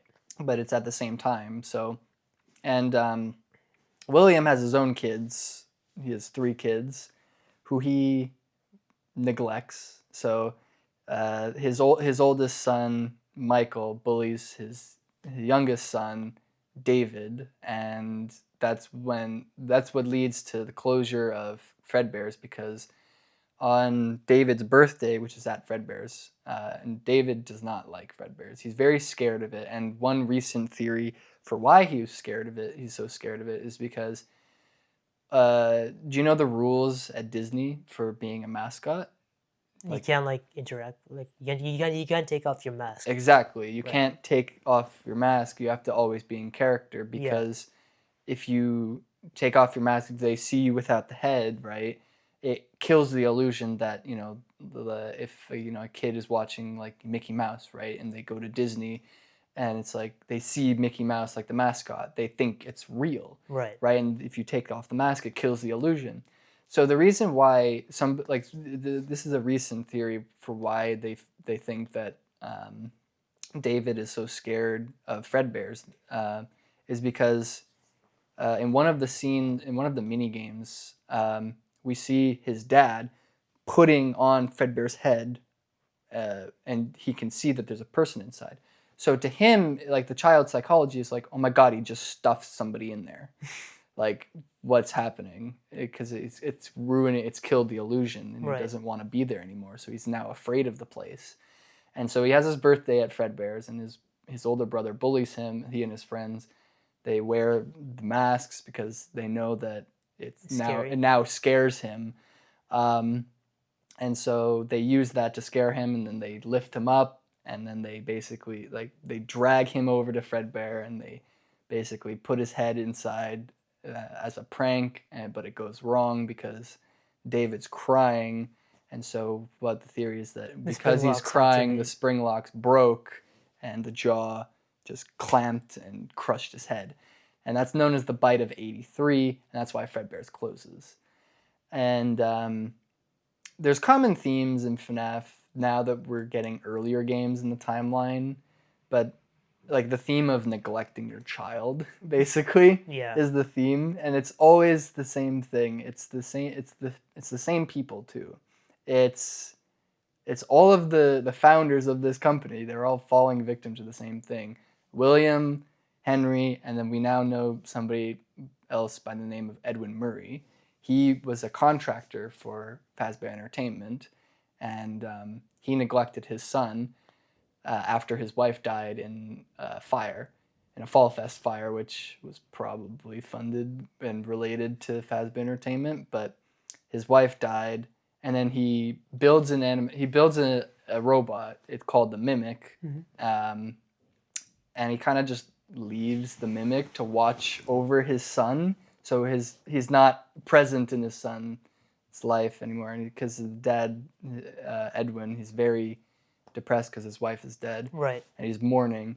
And then he discovers by accident, hears his wife. He thinks he hears his wife's voice coming from a certain radio frequency.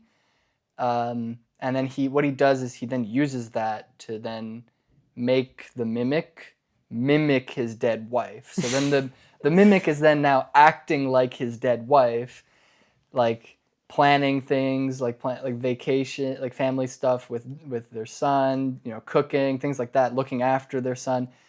And early on, what Edwin does, because he, like, the company that that he owns, it's his company. It used to belong to his dad, and he met his wife at the company. Their company used to be a mascot company. Like, they would make mascot suits, which is why Fazbear Entertainment was probably in business with them, because they're an external contract. So Fazbear Right. Entertainment can contract them to make them characters. So Right. like characters like Foxy, Chica, they were created by this company. Edwin's company. They were created by Fiona, his Okay. wife. So they're original characters created by Edwin's wife. I see. And then his father passes away, and then Edwin inherits the company, and he doesn't know what to do, because it's like this is now just landing on him. He doesn't know what to do with the company, and his wife kind of like his The mimic. no, this is before she dies, but like his wife convinces him that, maybe you can start selling your inventions, because Edwin has created like some pretty interesting inventions that would be kind of revolutionary, and so he starts selling them, and then he does more business with Fazbear Entertainment, and then he does something stupid. He in order to watch over his son, which he had, like, he and Fiona get married, they have a kid, and then he does something stupid. He puts a playground right next to his factory's loading dock. And like their house actually like oversees the factory, so it's like on top of this hill and it Okay. overlooks the factory. So they live really close by, and actually the factory connects to their house through a series of underground tunnels and facilities. So it's all interconnected, and wouldn't you know, like his wife dies, whatever, his mimic starts mimicking his wife, and then on his son's birthday, his son dies because a truck runs him over. Wow. And because nobody's watching him, and because he let a robot watch over and basically parent his kid. So his son dies, and then the mimic is like, it's okay, you can bring him back. Just make another version of me. Just make another mimic, and then it'll work. And so he does that, and then it starts mimicking his son. And then that's kind of when he realizes, like, what have I done? I have something that's pretending to be my kid, and he gets kind of mad, and he's like, you're not my kid, stop pretending to be my son. And so he beats the mimic. He takes like something and he beats it, he breaks its legs, he introduces violence to the mimic. And what the mimic is basically just an AI program that constantly is like taking in new information. So now the mimic has violence in it. So it gets glitchy, whatever, and then it eventually blows up Edwin's office.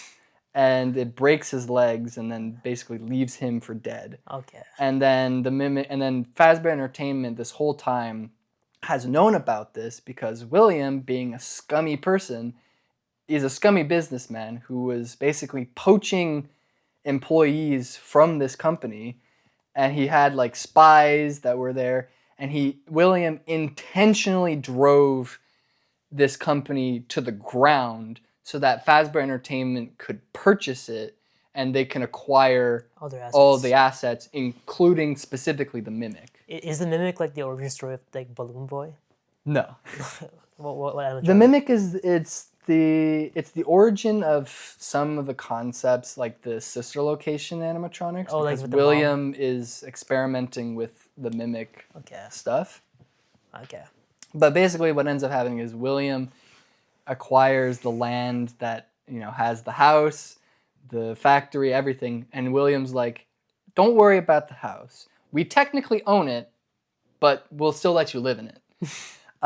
So William's just a scummy person before he starts killing people, but no one's living in the house anymore. The mom's dead. But yeah, now no one's living in the house, so now William owns the house, which I'll get to afterwards. But basically, that's how that happens. So, but what Edwin was doing was he basically was creating the foundation of Freddy Fazbear's, because one of the contracts that he had was make a makeshift pizzeria. So we see this, and he basically has the prototype versions of Freddy, Foxy, Bonnie, and Chica, and it's his wife's designs. It's the FNAF 1 designs that we know of. But they don't go for that. They go for... they changed it so that they used Henry's designs, which I believe are the ones that we see in FNAF 2. It's the Withers. Oh, and the toy Bonnie it's the toys, yeah. Okay. And so basically what ends up happening is, that was in 1979. Fredbear's happens. William kills Henry's daughter because he's still jealous of him. And again, it's of fathers neglecting their children. So Henry, being so engrossed in his work in Fazbear Entertainment, he builds a security puppet, an animatronic, to watch over his daughter. What's his daughter's name? Emily? Henry Emily. But Henry's daughter's name is... Henry's daughter is Charlotte Emily. Oh, Charlotte, right. Yeah. Yeah. And so what ends up happening is these kids basically put these presents on top of the security puppet.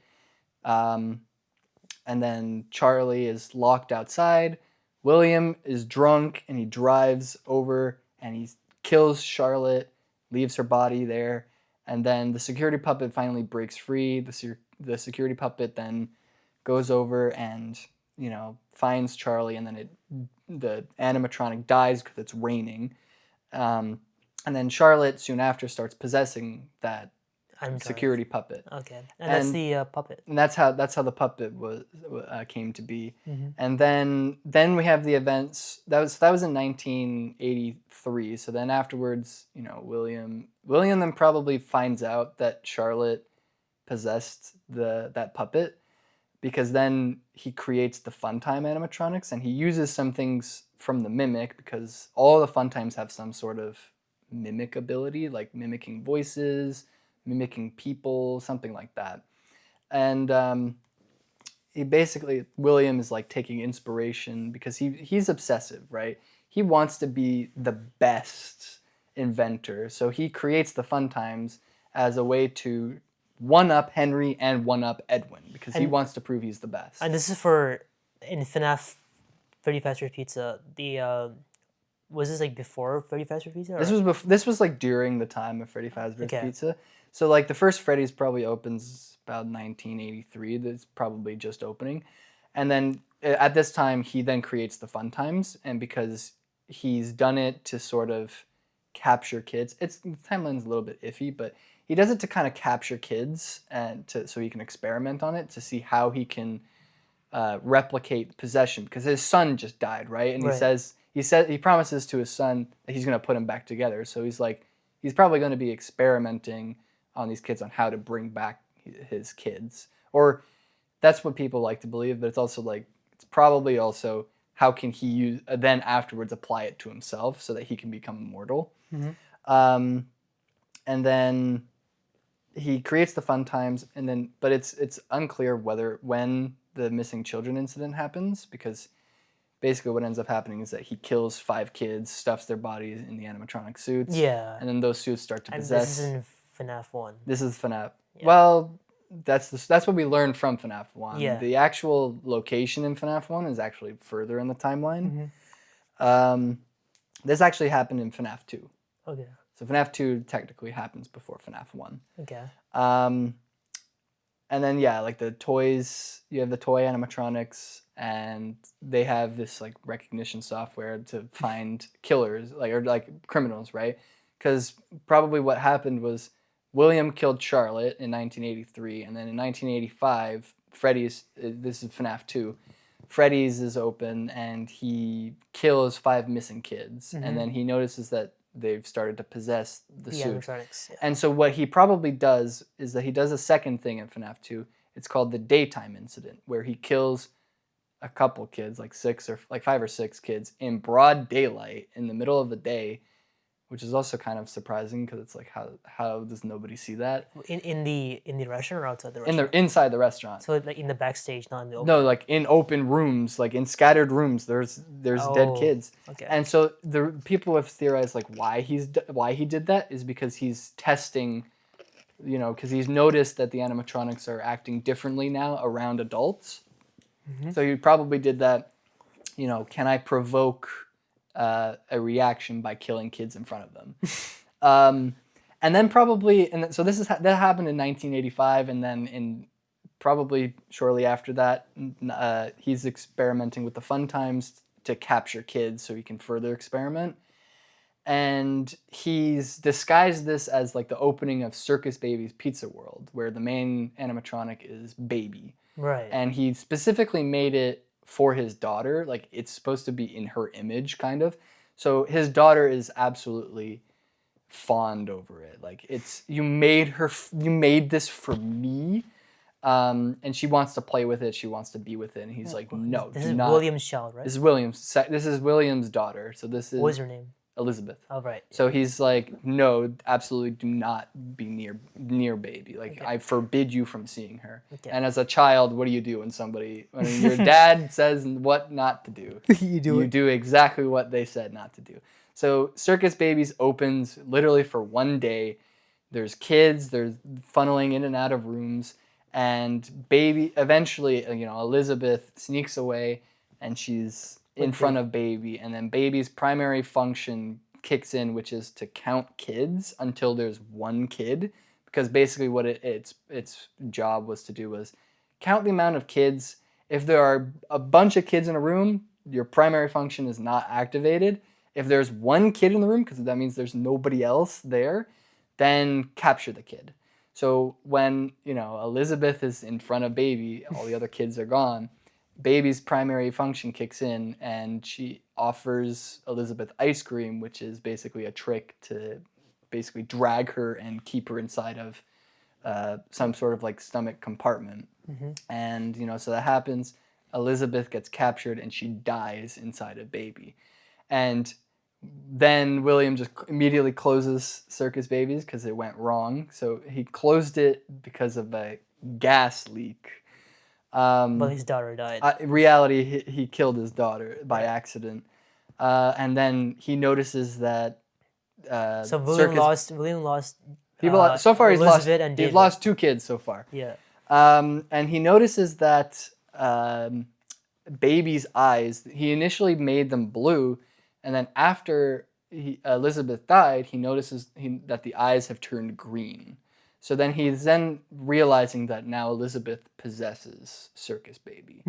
And then something happens, and he dismantles the FNAF 1 animatronics, so the souls then leave the suits. They then chase him.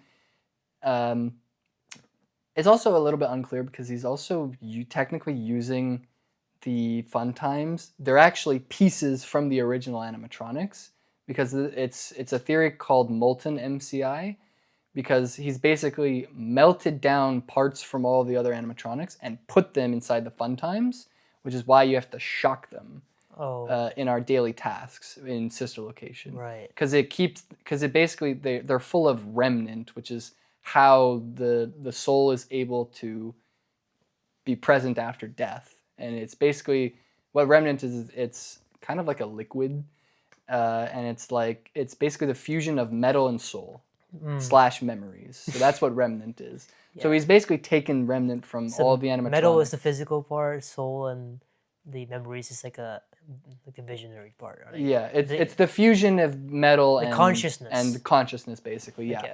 And so he's taken little bits of metal from all the animatronics, and he's melted it down and put it inside the fun times. And what that does is that's why you have to shock them, because it keeps the remnant kind of docile. And also because when he melts it down and fuses it, you now have basically the souls of 5 kids fused into one thing. So it's going to be pretty chaotic when you have like 5 different kids trying to fight over control, right? Right. And so it's a little bit unclear. So he goes back to the FNAF 1 and he fully dismantles the animatronics. And their souls then chase him, and then he finds the Spring Bonnie suit, which was the suit that he used to lure them.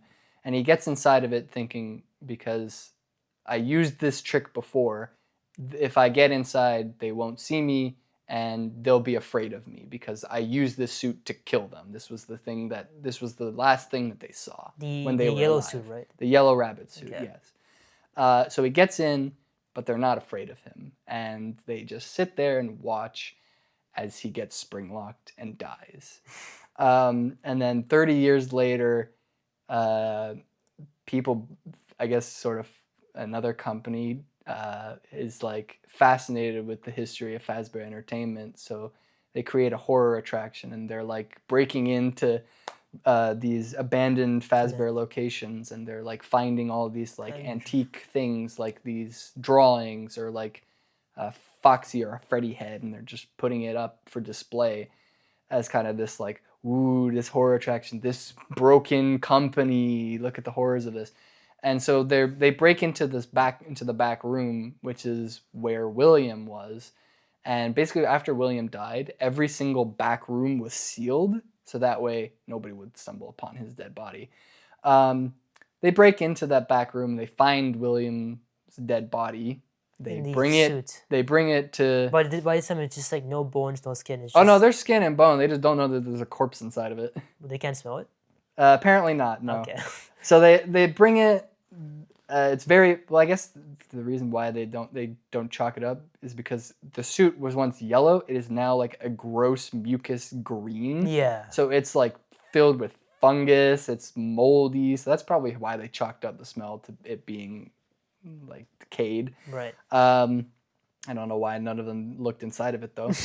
But yeah, so then he brings them over to the horror attraction, and he then meets his son, Michael. So Michael, What Springtrap means? Sorry. Springtrap / William. So William meets Michael. he meets his son again, Michael, and Michael is pretty mad at his dad because Michael knows what his dad did. He knows But that isn't William dead by this point? well, yeah, William's dead, but he But- starts to possess Oh, the suit that he was right, killed in. Right. And so Michael's mad at his dad because he knows what he did. He knows he's behind every bad thing that's happened to his life and, everything. And William is actually the reason for why Michael is dead, because Michael, he was given a note before his dad died, or he was given something to find and release his sister from sister location, from the underground bunker in their house. And in the process, he gets killed. And the sister location animatronics, they basically they scoop themselves. So they basically rip out their insides and they form one big body of wires called Ennard. And then they use Michael's corpse as their escape outside of the facility. And then Michael, over some time, his body starts to rot and decay, and eventually it turns purple. And then that's when Ennard leaves Michael's body because they can no longer use it because it's falling apart. So they leave, and then Michael, unfortunately, to his, probably what he wants, he comes back to life because he was injected with remnant. So he's still alive. He's basically a walking corpse now, but he's mad at his dad because his dad basically sent him there to die. Right. So they meet again at Fazbear's Fright, the horror attraction. Michael burns the place down in hopes to get rid of his dad. That doesn't work. So then he and Henry then come up with a plan. Henry is still alive. And that's FNAF 3. Yeah, that was FNAF 3. And then FNAF 6 happens, Pizza Sim, where Henry and Michael have devised a plan because now they know more about how Remnant works. They know how to get rid of William, and they know how to set the spirits free. If they burn the place down with them trapped inside, they'll free all the spirits and William will go to hell. So that ends up happening. So Elizabeth has separated from Ennard, and Ennard is basically what's left of the souls of the missing children. So part of their soul in that fire in FNAF 3, some of their souls were put to rest. David's soul, Michael's brother, was put to rest in that fire. Mm-hmm. Now he has to put the other souls to rest. So in the FNAF 6 fire happens, and William's soul goes to hell, to purgatory, where he's tortured by the one he shouldn't have killed. Henry dies in the fire because he's done with all of this. Right. Michael, he gets laid to rest. The children, they finally get laid to rest. Right. And then what ends up happening is that William is then tortured by the Golden Freddy, the Cassidy, the child that was very vengeful, and he's just constantly killed over and over and over again. And that's pretty much where William is at this point. And then what ends up happening is then a security breach happens. So many years later, Fazbear Entertainment somehow is still a business. What FNAF 4?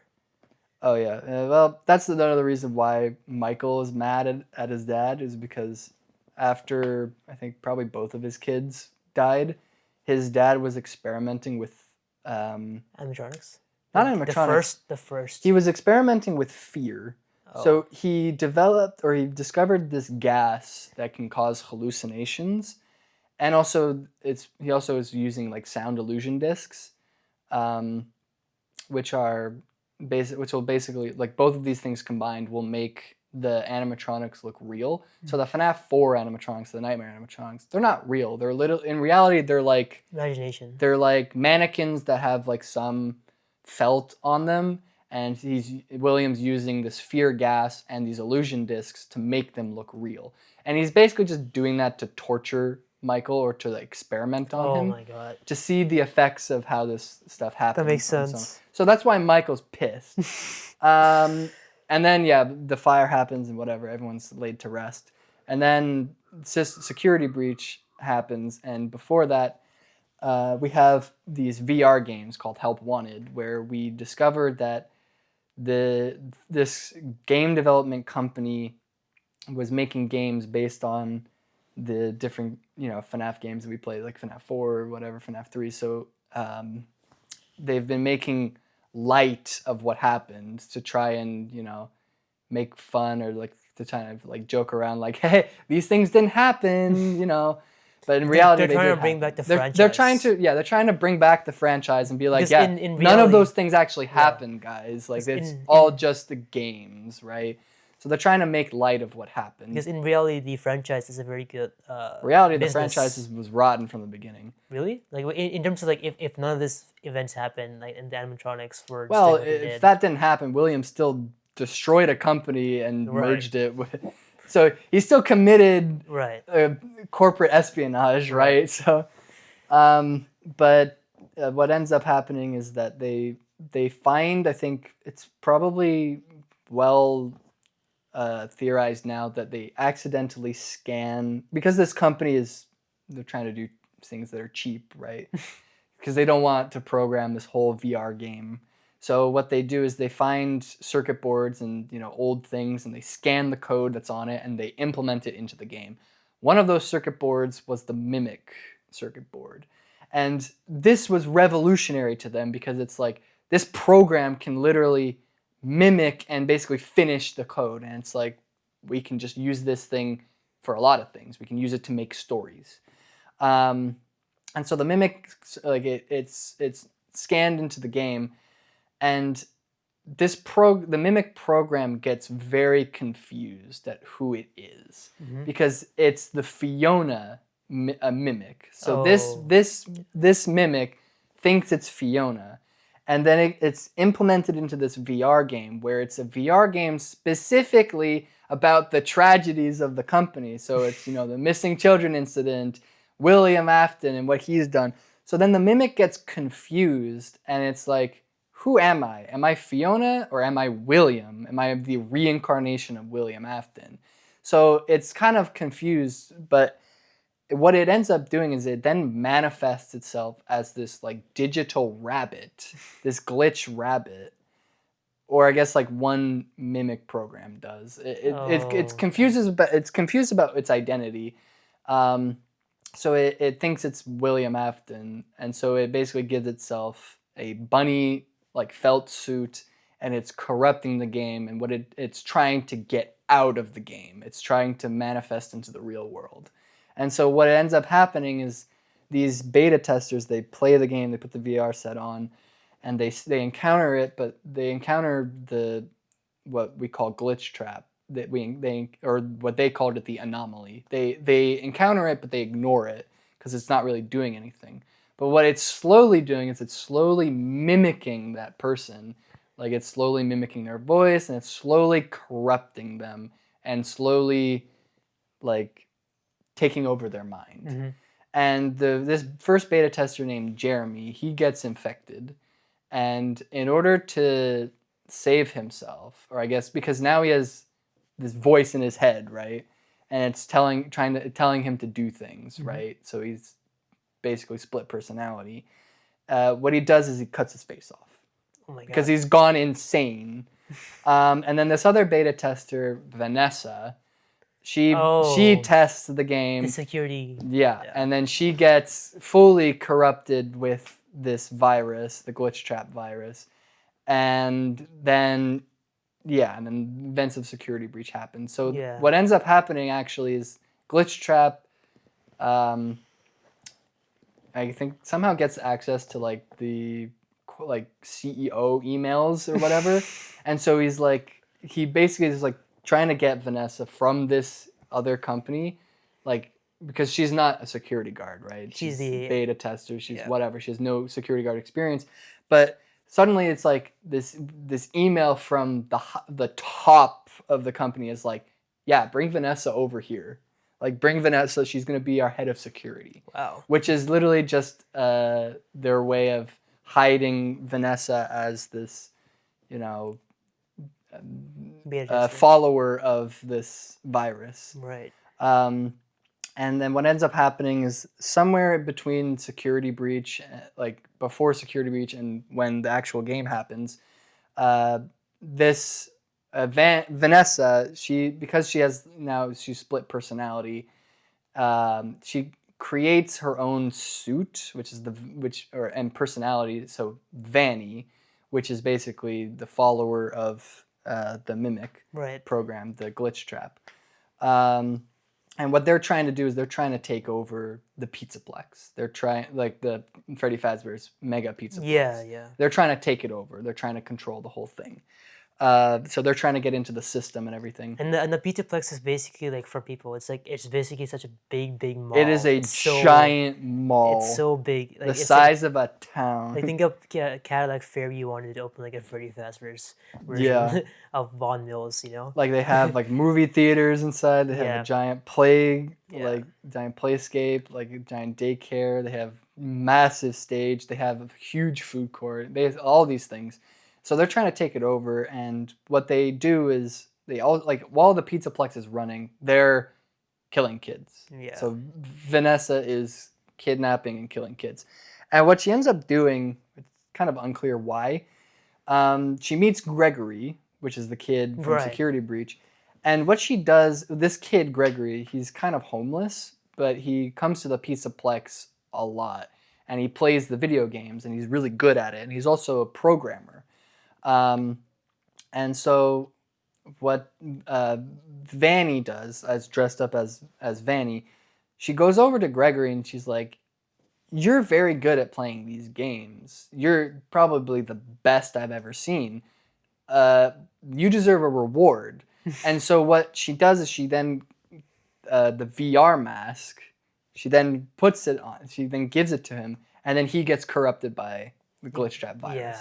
As well. So now they're both Possessed. influenced by the virus, and that's also, and we know this because we have like in Security Breach you find these tapes, and they're like therapy session tapes, and it's like you have Vanessa, and then you have this other patient 46, I think, and it was pretty clear that was Gregory.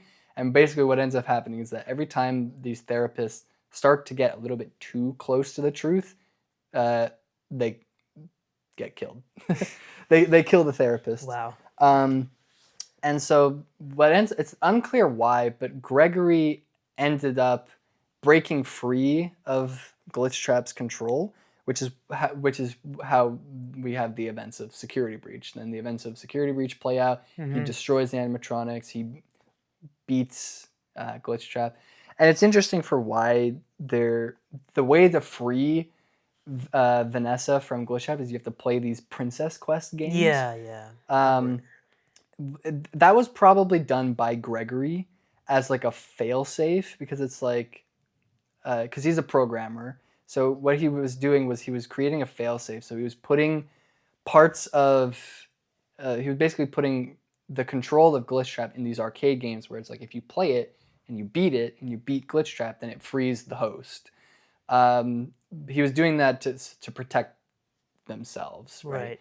And so it's unclear how or why, but Gregory got free because he put that part of him in another game, and something went wrong or something. So Gregory was then free, but Vanessa, hers are scattered between like 3 different Princess Quest games. So, you play the games and you free Vanessa from Glitch Trap. The Glitch Trap is then dead. Yeah. And then the Pizzaplex kind of collapses. Burns down. Yeah. And then that then goes into ruin, which is when Cassie is Gregory's friend. And realistically, we learned from one of the books that Cassie was actually going to be one of Gregory's victims, but she escapes, and she's none the wiser. She has no idea that Gregory was under control of Glitchtrap and that he was evil. But so Gregory's friend Cassie is called to the Pizzaplex by Gregory, or who she thinks is Gregory, because Gregory's like, "Help! I'm trapped underneath here. I'm at the basement, and you know I can't get out." Yeah. And she then makes her way through. She eventually gets there, and finds the room that he's in, and then she finds out that it was never actually Gregory, but it's actually the broken mimic from Secret of the Mimic. And Yeah. it's been mimicking Gregory to try and trick her to free him, because he Right. was trapped under the Pizzaplex Right. for a long time. The ruined, right? And it's here that we realize that everything was on top of each other. So basically, Mega Pizzaplex was built on top of Freddy Fazbear's Pizza Place, which is the FNAF 6 location, which was built on top of Sister Location, Wow. which was built. All of this entire area used to be Murray's factory. It used to be the original location that Over we the see in hill. Secret of the Mimic. Oh my god. And this whole thing is also connected to William's house, which Right. he then later moved into after the bite of Edwin's death. after something happened. Right. They moved there, and yeah, that's where they were staying. And then underneath that house is Sister Location, which is connected to all this stuff. So everything is just built on top of each other. So it's like, in a way, it's kind of like poetic, because it's like it started here, it ends here, right? So then the mimic, Cassie then gets away, and the mimic tries to get her.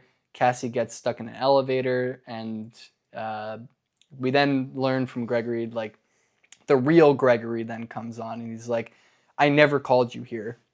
That thing called you here." And then the mimic then cuts in, and he's like, I can't let anybody know this secret." Which then the elevator then falls, and Cassie falls inside of it, and then it's like, oh, Cassie's dead. But then we hear that Cassie can still hear, so like it goes black, and then it's like, oh no, she's dead, and then we can still hear, so it's like, oh, Cassie's not dead. She's just now trapped underneath the rubble, yeah. And then that's currently the state of FNAF. Yeah. That's a very detailed explanation. I never had someone sit down and like walk through, because like you mentioned. There's reasons why I don't.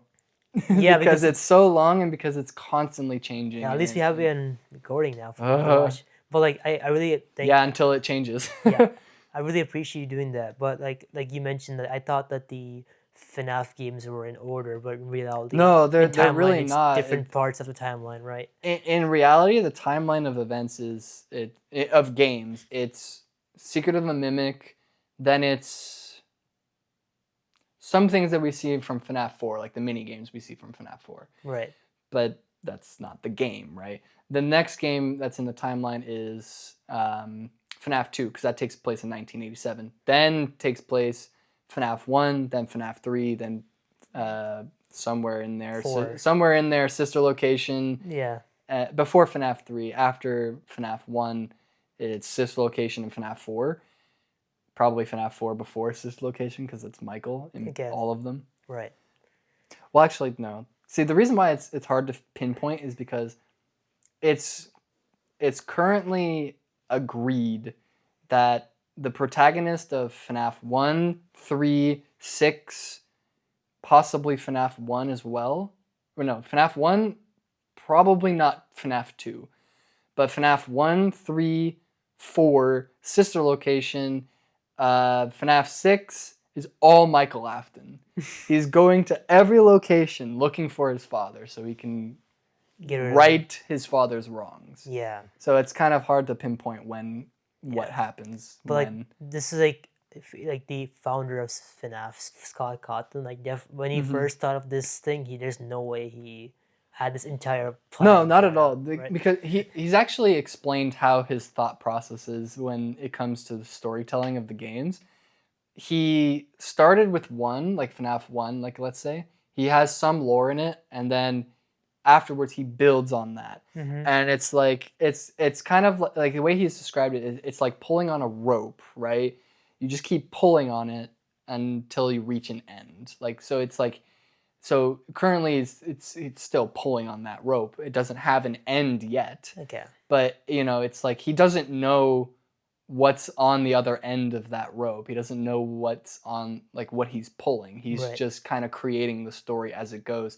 And kind of what he does is he adds things where he can build onto it. So like I guess some lore he adds, and then it's like, okay, well, in the next one, how can I build off of that, right? Right.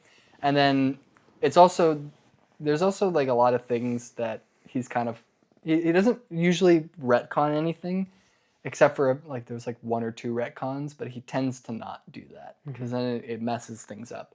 But there's one thing where it's in storytelling, and I kind of use it now to try and predict movies or like what's going to happen, is certain details of something, they're not present in a movie or in a scene if there isn't a use for it. So there was a very like when they first started doing this, it was like it was like a play, right? Like not like Hamilton or whatever, but it was a play, and they had a gun just sitting like on like in view of everyone. It's like the point of having that there is, right, your attention is going to be like, okay, when is that gun going to come into play, right? Mm-hmm. When are we going to use that gun? They never used it the entire play. It's just there for attention. Oh my god. So but it's like, but usually like that's when they broke that. But usually there an item is seen on screen for a reason. It has a purpose to be there. So like in a lot of movies you'll see like they'll say something obscure or they'll say something, and then later they'll go back to that and they'll be like, it's the big solution, like, oh, we should do this, or it's or they'll focus on like an important element like a tool or something. Like they'll introduce it at the beginning, and then they'll then find it later and they'll use it. Mm-hmm. And people have been like they've kind of done that for a lot of the games. And one thing that kind of breaks that is the FNAF 4 box, right? Because it's a box, right? We don't know what it is, and it's a lockbox. And throughout the game, you can kind of unlock it. Like you'll keep cutting, they'll keep finding, you'll keep getting like a mini game, right, or like a cutscene, and it'll talk about this box, and at the very end of the game, it doesn't unlock, and it's like some things are best left forgotten. Yeah. So people have like in the FNAF franchise have been like, what is inside that box? It was shown to us for a reason. There's a reason why that box exists. There was something inside that box. So everyone's now like theorizing what's inside that box. But there's a story to be told. Yeah, it's an untold story, Yeah. but it has significance that people are always like, we're gonna find out what was in the box in the next game. Yeah. The reality of what's in that box, we don't know what's in that box. Scott Cawthon doesn't know what's inside that box. Yeah. He has forgotten what that storyline was going to be, because basically what he did was he made that as an option for something, but he's now done so much lore for the games that he now doesn't think he can reintroduce that box in order for it to make sense to the lore anymore. So that's kind of something that we've lost. Yeah, so he's not gonna bring. He's like, you think he's gonna like bring this franchise to an end or continue the franchise? I mean, he's continued it far past like when it should have stopped. So it's like I don't know, because like there's a lot of untold stories from it. Yeah, and like he's always giving us little pieces of the puzzle for us to figure out. Like he's a great storyteller. But yeah, he's giving us small pieces, but eventually he'll probably stop. Like there'll be a point where he can't really milk the games for much, and he can't really continue the story. So eventually he'll probably put an all end to it. Like that's what FNAF 6 was supposed to be. FNAF 6 was supposed to be the last game because it worked perfectly, right? You have a send off for everybody. Everyone goes. All the spirits are free. William goes to hell. Henry has a badass speech, and that was supposed to be it. And then they continued, and then they gave us more information, and then it's like, well, now what? Like it made sense to stop there, but Yeah. I mean, it also makes sense to continue now. Yeah, like with all franchises, like you can't keep adding on to it. All good things There are come to some an end, things that right? have an end. Yeah. So especially with this, so eventually, like you said, he's a great storyteller. I'm sure he'll find a He's great gonna he's ending. gonna find a great way to end the story, and you Yeah. know, a way that's going to be able to tell us everything from the beginning. Yeah. Like that's what FNAF 6 was supposed to be, right? Like a lot of the mini games had things that actually explained a lot of the past. Right. That was the point. But there were things that we missed or we misinterpreted. So he was like, okay, I guess I got to continue. Yeah. But yeah, there'll eventually will be an end to it, but it'll be in a way that is satisfying, I think, for everyone. But yeah. All right. I appreciate that enormous That was a stories. long Yeah. explanation. Yeah. Ginormous storytelling, and I really like the bit that you added to it, like how you put everything in sequential order first. People like me who have no idea about the franchise to understand it, and I hope a lot of people on watching this will actually like look at this part of the section and understand the FNAF one, like our friends Yeah, and I hope whatever. that means that no one will ask me to explain lore. Yeah. Because that's why, because in high school I've had people like John, right? They've been like, explain to me the FNAF lore. I'm like, no, I'm not going to, because Yeah. I don't want to be sitting here for a long time Yeah. explaining everything, explaining all the theories, you know, doing that, and that like it's something that you can talk a lot about, right? Because the community is constantly changing, right? Like new theories are coming out every day. People get new ideas about how the story is being told, and it's up to interpretation, right? So anybody can have a different theory for Yeah. one thing, right? There's no solid, if we don't have a solid answer for it, it's up for debate, right? Yeah. And so that's why, you know, it's always hard to explain it, because it's, well, what is the most popular theory now, or what's more believable now? But all great stories, like you said, all great stories need to be told in their original state. They're not supposed to be rushed. And Yeah. I'm glad you took the They're time not to say. supposed, yeah, because I'm then honored, actually. because I'm then actually honored. then yeah, Yeah. things, Like if you rush a great story, you won't get the message. yeah, Right. it doesn't get across, and then also things Get get misinterpreted. out of order, or Yeah. things are misinterpreted. Well, I'm honored that you told the FNAF lore on our Oh thing, yeah. but I think it's a great time to call it. And Okay. Yeah. yeah, I had a great time talking to you today about a lot of stuff about your interests, your passions, your hobbies, and I Yeah, learned me more about too. you in this last 2 hours than I learned about Than you. the past few years. Yeah, Yeah. yeah, I but think also the same for probably a lot of people who will watch this, who will know. I mean, some people know, like Grant knows how a lot of this stuff started out for me, like, you know, liking dinosaurs and FNAF. Like Grant was there for it, and he's like, we both probably are the only two people who know who the Gaming Beaver is. yeah, So, and you know, because he's been a huge influence on my life, my decisions, even future careers. Like it was through, you know, the Gaming Beaver that I wanted to be a paleontologist, and it was also through the Gaming Beaver, his playthroughs of FNAF, introducing me to FNAF, where it's like, well, now I also want to see if I can be a computer engineer, or yeah. do something in robotics and AI. That's a very good inspiration. And I knew all these pieces were given out to me here and there, but now you put the puzzle together. So yeah. They're just Um, scrambled before yeah, now. now it makes a lot Now more the sense. whole picture is there. Yeah. Well, thank you for being on my show, and I really thank you for having me over at your house. It's a wonderful place you have here. Yeah, no And problem, of course, anytime. yeah, but yeah, I'll hopefully one day down the road we'll run it back, and we'll see Yeah, how it one goes. day. Yeah. Yeah, Thank you so we'll look much. back on it. Yeah, no Yeah. problem. Thank you.